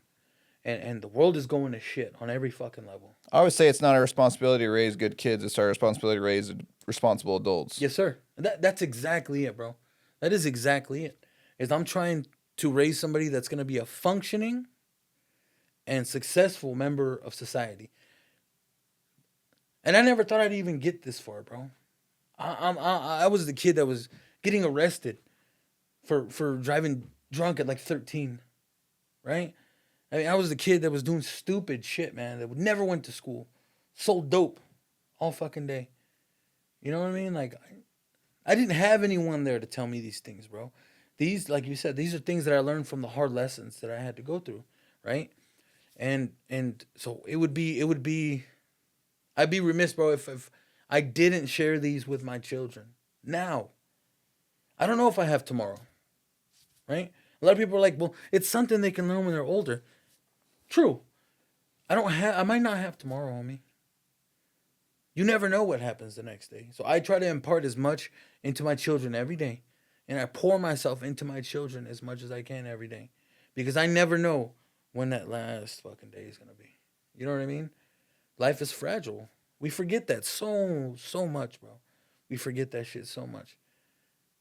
And I try to keep that as present in my life as possible, so that I can cherish those that I have around me every day, as much as possible, right? Even my clients, bro. Like, I have different relationship with my clients than some barbers do, right? I genuinely really care about my clients, bro. It's who I am as a person. You know what I mean? So I give out free shit. Sometimes, if I can tell a mom struggling to pay for her kid's cut, this is on me today, right? If I can tell a kid like wants product, but he can't afford it, take it, bro. It's yours. Don't even worry about it, homie. You know what I mean? How much does that really take away from my life, bro? It really doesn't. It really doesn't take away that much. You know what I mean? And if I can make that person smile for today, that's more than worth it to me. You know what I mean? Like, I want to leave something behind. It's not just monetary value. I want to leave something behind that my children could continue to look up to. You know what I mean? Like, I'm trying to make an impact on the world, bro. And that's why I like doing little things and helping with community projects and back to school haircuts. My son threw me in there last year. You know what I mean? He was like, Dad will do back to school haircuts at our school. I rounded up 25 other student barbers to help me, dog, and we just knocked it out, right? Over 100 people, 100 kids for school. Like, you know what I mean? And I didn't go to the news and ask. I didn't post shit on Facebook. This is nothing I do. You don't see me post things. People ask me all the time, you don't post pictures of your kids. No. Why not? Because I'm living it, homie. You'll never see me post, happy birthday, son, I love you so much on Facebook. I don't do any of that shit. I don't. Why? I don't need the attention. You know what I mean? Like, my intention, I'll let you know it. I will personally come to you and talk to you and tell you happy birthday or give you a hug, right? I'll wake my babies up at breakfast. I'll take them out. I'll do whatever. But I do it on my own time. I don't do it for the internet. I do that shit wholeheartedly. And there's a big difference between the internet and doing some shit wholeheartedly. I firmly believe that. So I do these events. I do little things like that. You don't hear about it, dog. I don't throw it, and I probably could get a lot of business if I threw it on TikTok and Instagram. And, you know what I mean? Mm-hmm. But it's not for that.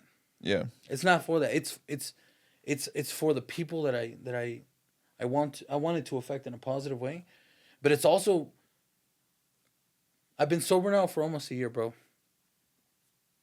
And I've come to the realization that I spent all that time years ago killing off those emotions, so that I wouldn't feel anything, you know. And it's time to rebuild my soul. You know what I mean? And the way I do that is by helping people and doing things for people. Even a lot of the times, bro, when I do free cuts, they are the most ungrateful people in the world, dog. You know, I want this, I want that, I want this, I want that. And it's no thank you, no nothing. And it is what it is. You know what I mean? But I do it because it feels great in my soul, bro. You know what I mean? It feels amazing in my soul, man. And Do you think that's because you grew up without anything? So later on in life, when you can help others out, maybe that's. I never thought of it. Maybe it could definitely be something like that. I love making people happy, man. I'm a cook. I love to cook for people. I don't even eat. I just want to watch people eat my food. You know what I mean? I love the way people react when they get a haircut that they wanted from me, right? Like a great haircut. It's great. If it makes me feel great, dog. I'm rebuilding my soul. I'm a new person, man. You know what I mean? Like I'm ready to have those emotions back in my life. I wasn't ready then because I couldn't handle them. I didn't know how to fucking hold all that. It was too much for me to hold inside. You know what I mean? Like I couldn't do it, man. I had to numb it with alcohol because I couldn't hold that anymore. The pain, the struggle, the everything. You know what I mean? I couldn't hold it. I can hold it now. You know what I mean? I'm right. I'm right in the head. And so now I'm trying to rebuild my soul, bro. And so like, you've been talking about Luis, right? Breaking chains, man. And the little pieces that you told me were great. I was like, wow, that's crazy, And intriguing in its own way because it's somebody that looks like me. I mean, not direct, right? But like, we're brown, we're Mexican together. You know what I mean? Like, it hits harder for me when I hear somebody that's of my culture, right? And it's similar kind of backgrounds. When they speak, I listen. You know what I mean? And man, the podcast is great, bro. I think he's doing amazing work for these kids, man. And yeah, it's one of those things where I definitely I plan on reaching out either through you or just directly and seeing if there's something I can do to help. You know what I mean? Like, I mean, those kids are gonna need cuts for interviews, right? Or on a bad day if they have to go to court, right? And they might need a haircut real quick, if their parents are struggling. You know what I mean? Like I do have a little thing I do where, you know, if the parents are struggling, but the kids getting good grades, why not reward both of them, right? I know what it's like to be a single dad and have to do all the homework after a long day of work and you're, trying to keep your kids on top of shit. It's hard, man. And so it's one of those things where like, why not let them have a free cut? The parent doesn't have to pay. The little man's gonna be happy. You know what I mean? A little something for the community, bro. So it's one of those things that I plan on reaching out. I really love what he's doing, man. It really a lot of it I resonated with me just being affiliated with the people that I was affiliated with growing up as well, and seeing the tragedy that's become of their lives. And there's not too many success stories, man. There's really not too many success stories, and I think he's doing great work, man. You know Yeah, what I mean? I'm really about what they're. I'm glad that I was able to make that connect somehow. I don't remember exactly how. I think I just seen a TikTok video that he had gone on, I think, the Ranch podcast or something. Okay. And I was like, man, that's cool. I really like Yeah. that. And I think I reached out to him, was like, I'd love to hear your story. Because a lot of the clips that I seen, he was just talking about the breaking chains. And I wanted to be like, well, I want to hear What's your about you. story? Yeah. Yeah. Because I think that's my biggest thing. I look back at why did I start this podcast just in general. And, all the childhood abuse that I went through. And I was Mm-hmm. really afraid of dying with that story and nobody ever Yeah. knowing what I went through. Yeah. And so I think God put me through that, gave me that idea of like, I shouldn't say it gave me the idea of like, you're going to die without telling your story, but somehow I got that idea of that fear of dying without telling my story. And I bet you there's Right. a lot of other people that have a crazy story that don't have a platform. And yeah, I'm not like the biggest platform, but like if you can even just get your story out and now your Yeah. kids can see it, like, Yeah.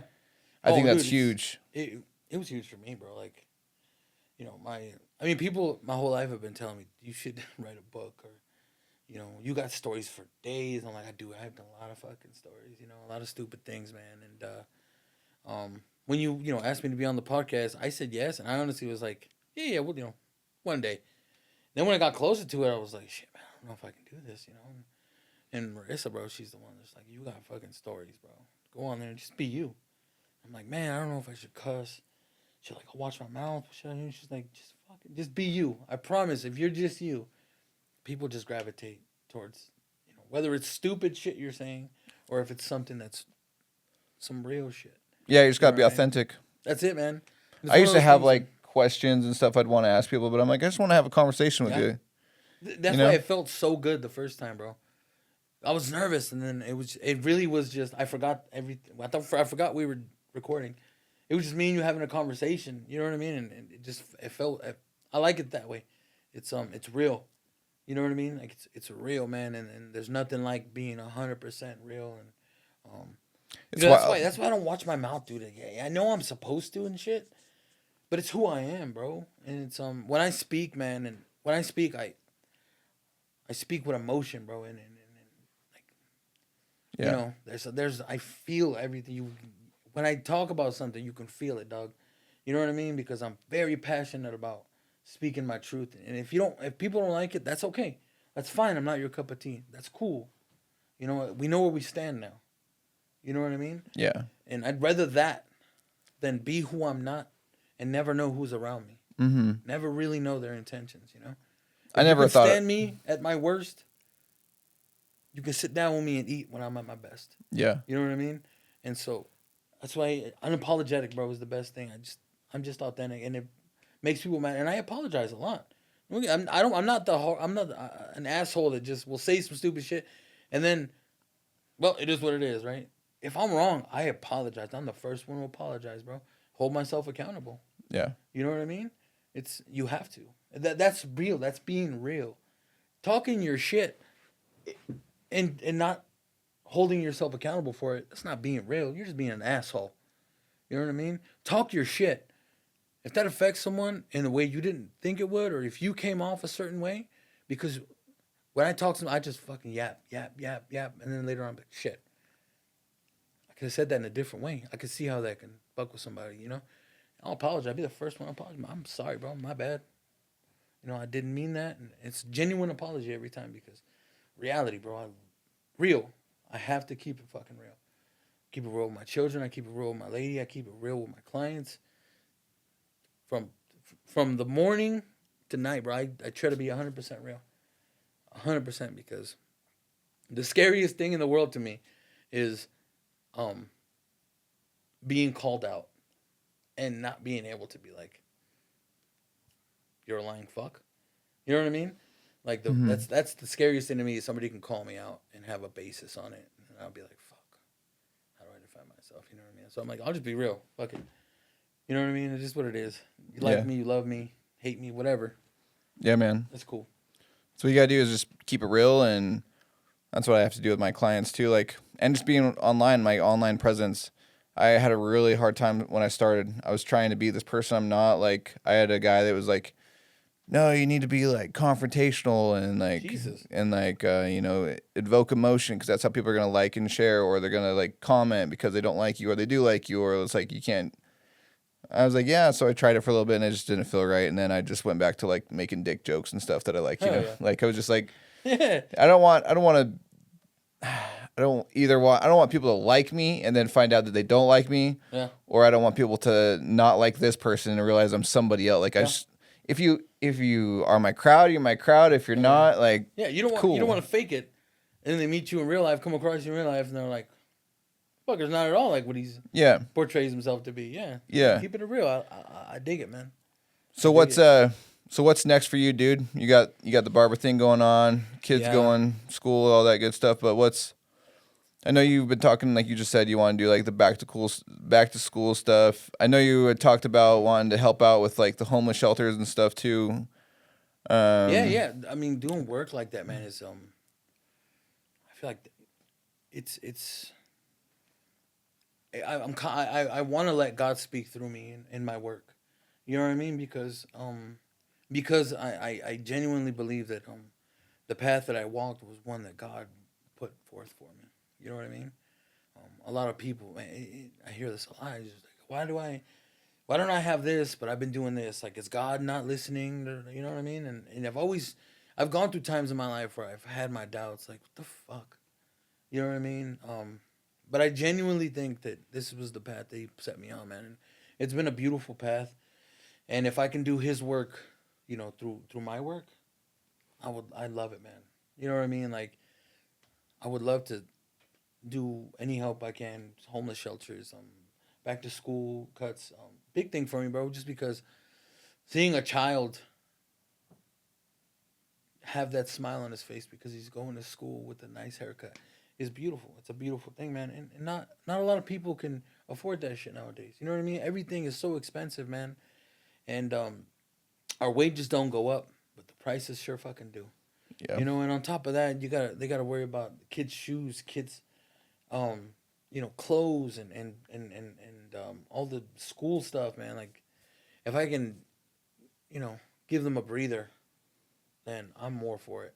Yeah. You know what I mean? I do find myself taking on more work than I can handle a lot of times, bro.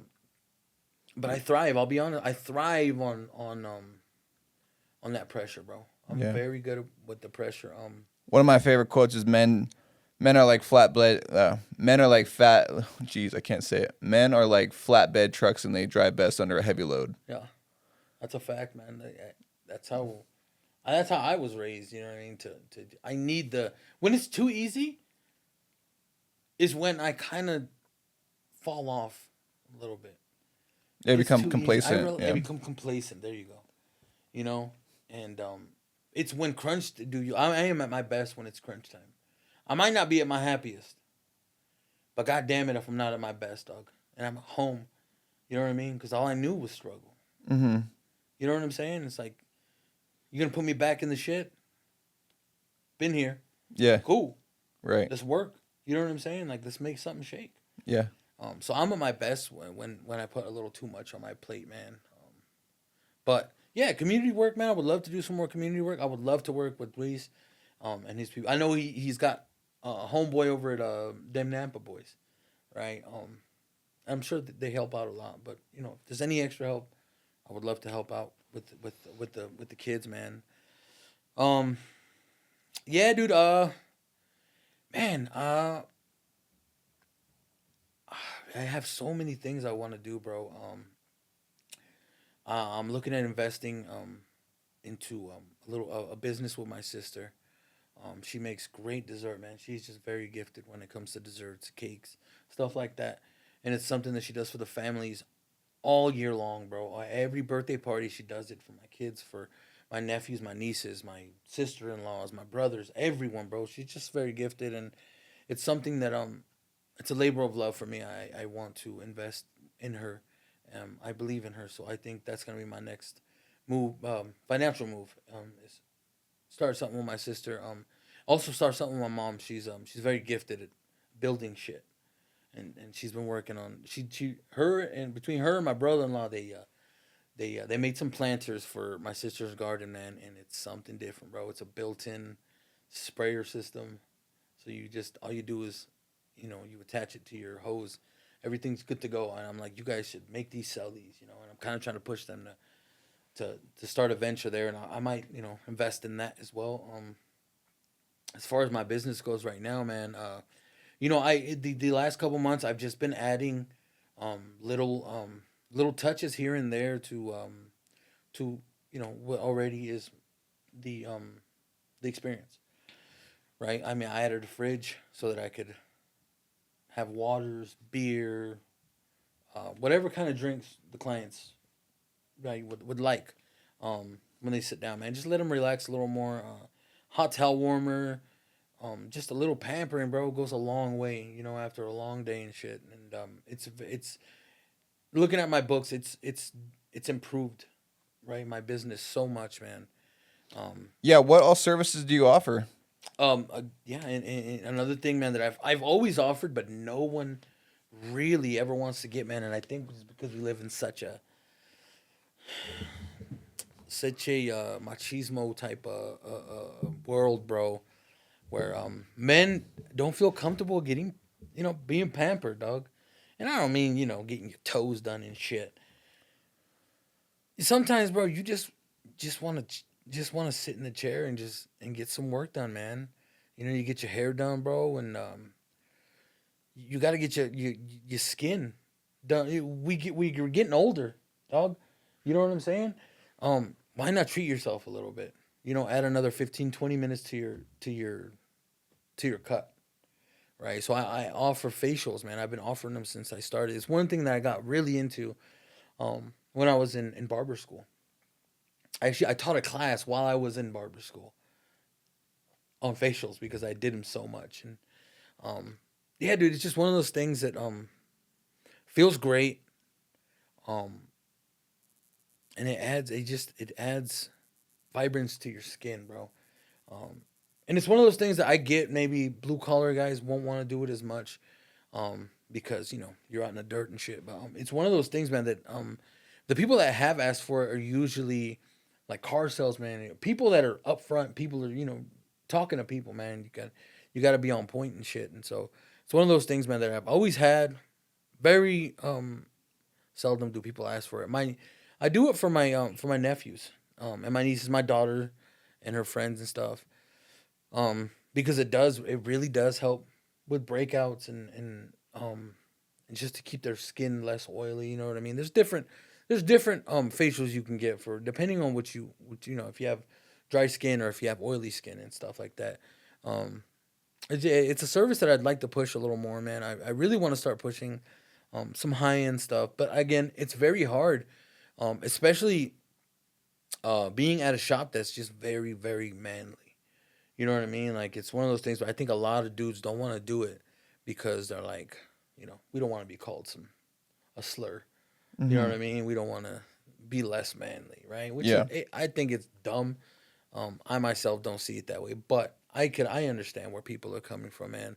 Um, Usually when people book those with me, they will book those, and I will go to their, it's a home service, so I'll go to their home. I have all the setup and everything, and we'll do it then. Um, but not many have come through, man. I'm telling you, you gotta But get in that bodybuilding. that's the thing, dude. Is now doing it, for your show. You mentioned that, and I was like, man, I never even thought of that, bro. But I think it's definitely something I'm gonna flirt with a little bit. Try to put it out there, and Well, you're in the right I just gym. yeah, for sure, man. And so as far as the business goes, man, I'm trying to build it up a little more, um, and do some higher end stuff. Continue on with the same thing though, and just maybe promote those higher end things as well, man. I'm very bad at social media, dude. All my clientele really came from word of mouth. I've always been a word of mouth, and um, it's been great, man. Because I have a great clientele, dude. I don't have anyone that I'm like, I can't stand cutting this, dude. You know what I mean? Everybody's very very dope, man. And yeah, I want to continue pushing that. I mean, in the near future, I would love to maybe branch out on my own. It's scary to think about it, but I think everyone at some point wants to. You know what I mean? And I know it's something that I've discussed with my brother, dude. He wants to go. He wants to do something together. Um, and I think I'm just. I don't know. I think I have a little ways to go learning this business a little more. You know what I mean? I want to be 100% on what I'm doing before I do it. It's But kind of like being a parent. Honestly, you'll never be ready. yeah, yeah. See, and it's one of those things where I'm like, but you know what? Like I said, I do my best work when I'm under pressure. So it's almost like I gotta take that leap one day. You can do it safely though. Like build up like a 6 month safety net and then Right, do it. right. And There's smart ways to still take a risk, but yeah, yeah. So it's a long run thing for me. It's not something that I want to just jump on, man. I still got some things I want to do, and so, but that's the next step, man. Is eventually, having a little spot on my own, and then just growing from there, man. I got, my daughter's gonna graduate in a couple of years, so hopefully before then, so that I can open up a chair for her. I would like to have, a chair secured to help her get the business up and running, and give her a shot that no one ever gave me, with a yeah. business straight out of high school. Um, yeah, I've man. thought about that too. Like for my kids, I'm like, man, I'd like to give them, like, have my business to a spot where I could just hire them. But then I was Right. thinking, I was like, oh, maybe maybe I should like give him a year though to go flip burgers. There you go. Yeah. Maybe let him know, but rather than like just like here's a job. Oh yeah. But oh no, maybe I could just start them working that in high school, and then when they get out of high school, then that's, like you earned it, you know. That's my plan. Yeah. You know what I mean? Like, have my daughter go out there, do flip some burgers or do some shit. Like, get it under your belt. You need that. That's why I'm teaching my kids right now, just like at 10 and 11 years old, about flipping. And my niece, because she wanted to go and work at KFC over in Oregon or something, and flip chicken or fry chicken all summer long. She's like, well, it's Oregon and they have $15 an hour, and I'm like, boo freaking who? Like, $15, let's play this out. How many hours a week you want to work? She's like, I don't know, like 20 hours. I was like, okay, so you make $300 an hour before taxes, and after taxes you get like $200, $220, something like that. Oh, that I was like, okay. And then I took her and we flipped some golf clubs, and she made $250 in a day. And I was like, you want to go fry some chicken still? Or yeah. She's like, oh, okay. Yeah, man, there's so much you can do. I mean, these kids, bro, they really have the world by the nuts, bro. There's so much available they can do that wasn't available when we were kids, you know? Yeah. And I want to get them up to speed on that. I want my kids to be successful, man, in their own right. You know what I mean? Not because I'm boosting them, but because in their own right they became successful.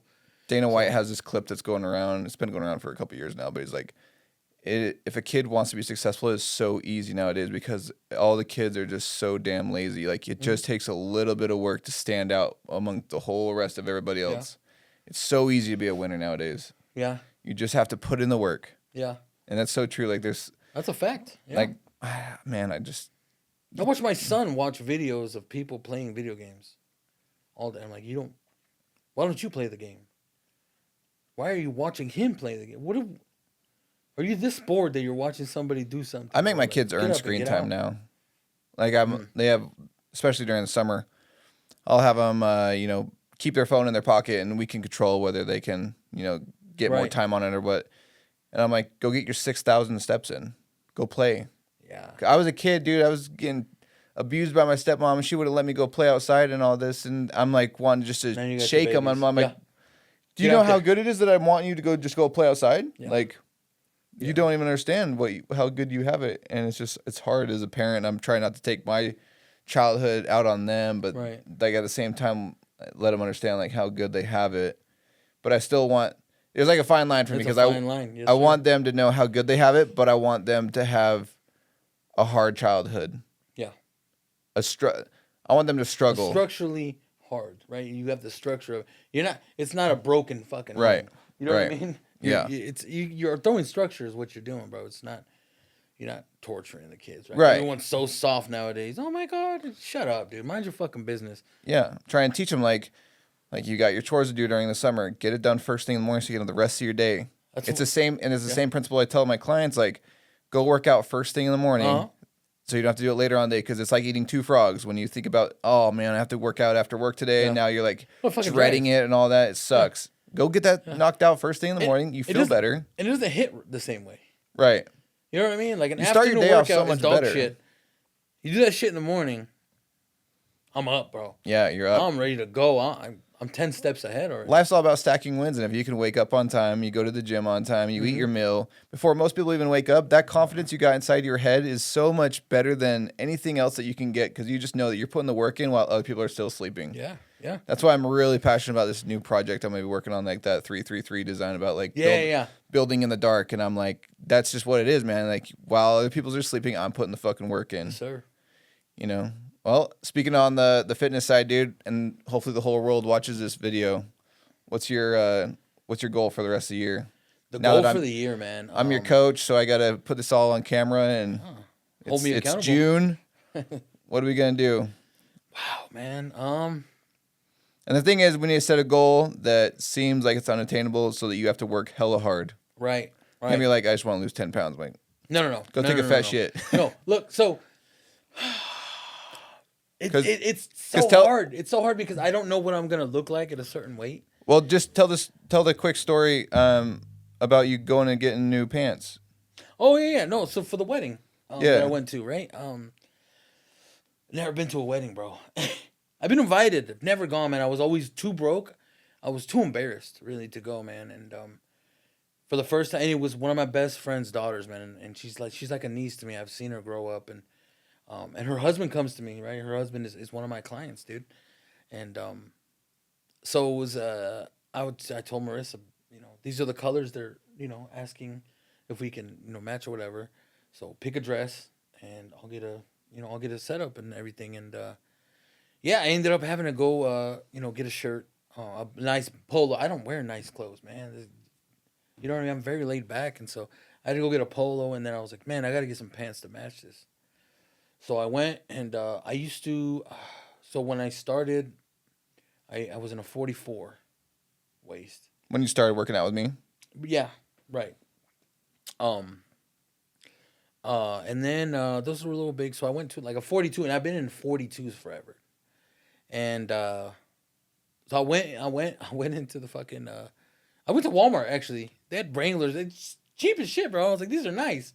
So I went to Walmart, dog, and I was like, all right. So I pulled. I was like, okay, I don't think I'm a size 42 anymore. I think I'm a little smaller. So I'm a 40s, right? Grab this one. I'm gonna grab that one. I'm gonna try these both on. See what's up. Throw them on, dog, and I'm baggy. And I was like, get the fuck out of here, dog.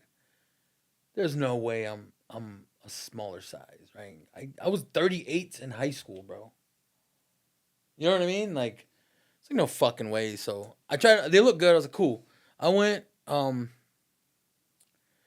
I grabbed some 38s because they were bad, and then I threw them on, and they were still like a little bit like an in between size almost. You know what I mean? And I was like, get the fuck. I didn't even know I had this win coming, dog, because I haven't bought pants. Dude, no joke, like 6 years. I've had the same pants just sitting in my closet, right? Like I don't really dress up much, so yeah, dude. I was like, what? That's a, that's a big win for me, Stack, bro. I was like, damn it, hell yeah, bro. I'm back, into this. I look in the mirror. I don't see a big difference, but I feel it, dog. I feel it. One of the biggest things, dude, and Marissa can tell you this, man. One of the biggest things for me was like getting my tits in check, bro.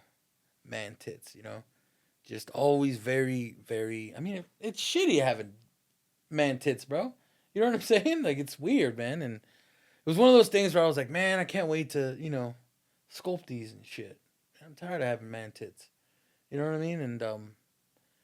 And that's another one, man. I was gonna tell you today is I just noticing recently, man. I'm like, all right, they're starting to sculpt, bro. They're not what they used to be. You know what I mean? Like I'm definitely losing them, and it's those little things, man, that really. So I don't pay attention too much because the weight is still there, right? Like it's still 270, and like the weight's there, but I feel different. Right? I feel good. My clothes are different, and I'm starting to see the definition, man. So my goal, dude. I know at one point my goal was 220, right? To get down to 220. I don't know what I would look like, man. At 220, I think I might be a little too skinny for my body, the way I'm structured. I think 240 would be a great weight for me. So I think the goal is 240. And then if from there I'm like, you know what, I can lean in a little more, then 220 is the way to go, I think. You know what I mean? I think my doctor said they want me like 160 something. Yeah. You're out of your fucking mind, dude. I was 165 in like middle school. Dude, I would look like a skeleton, dog. I think we have to have. I think 220 is a good goal. Yeah, I think 220 would be great. I mean, I wouldn't even consider 240 a good goal. We gotta go for the 220. You should go 220? Yeah. It's gonna be hard as shit.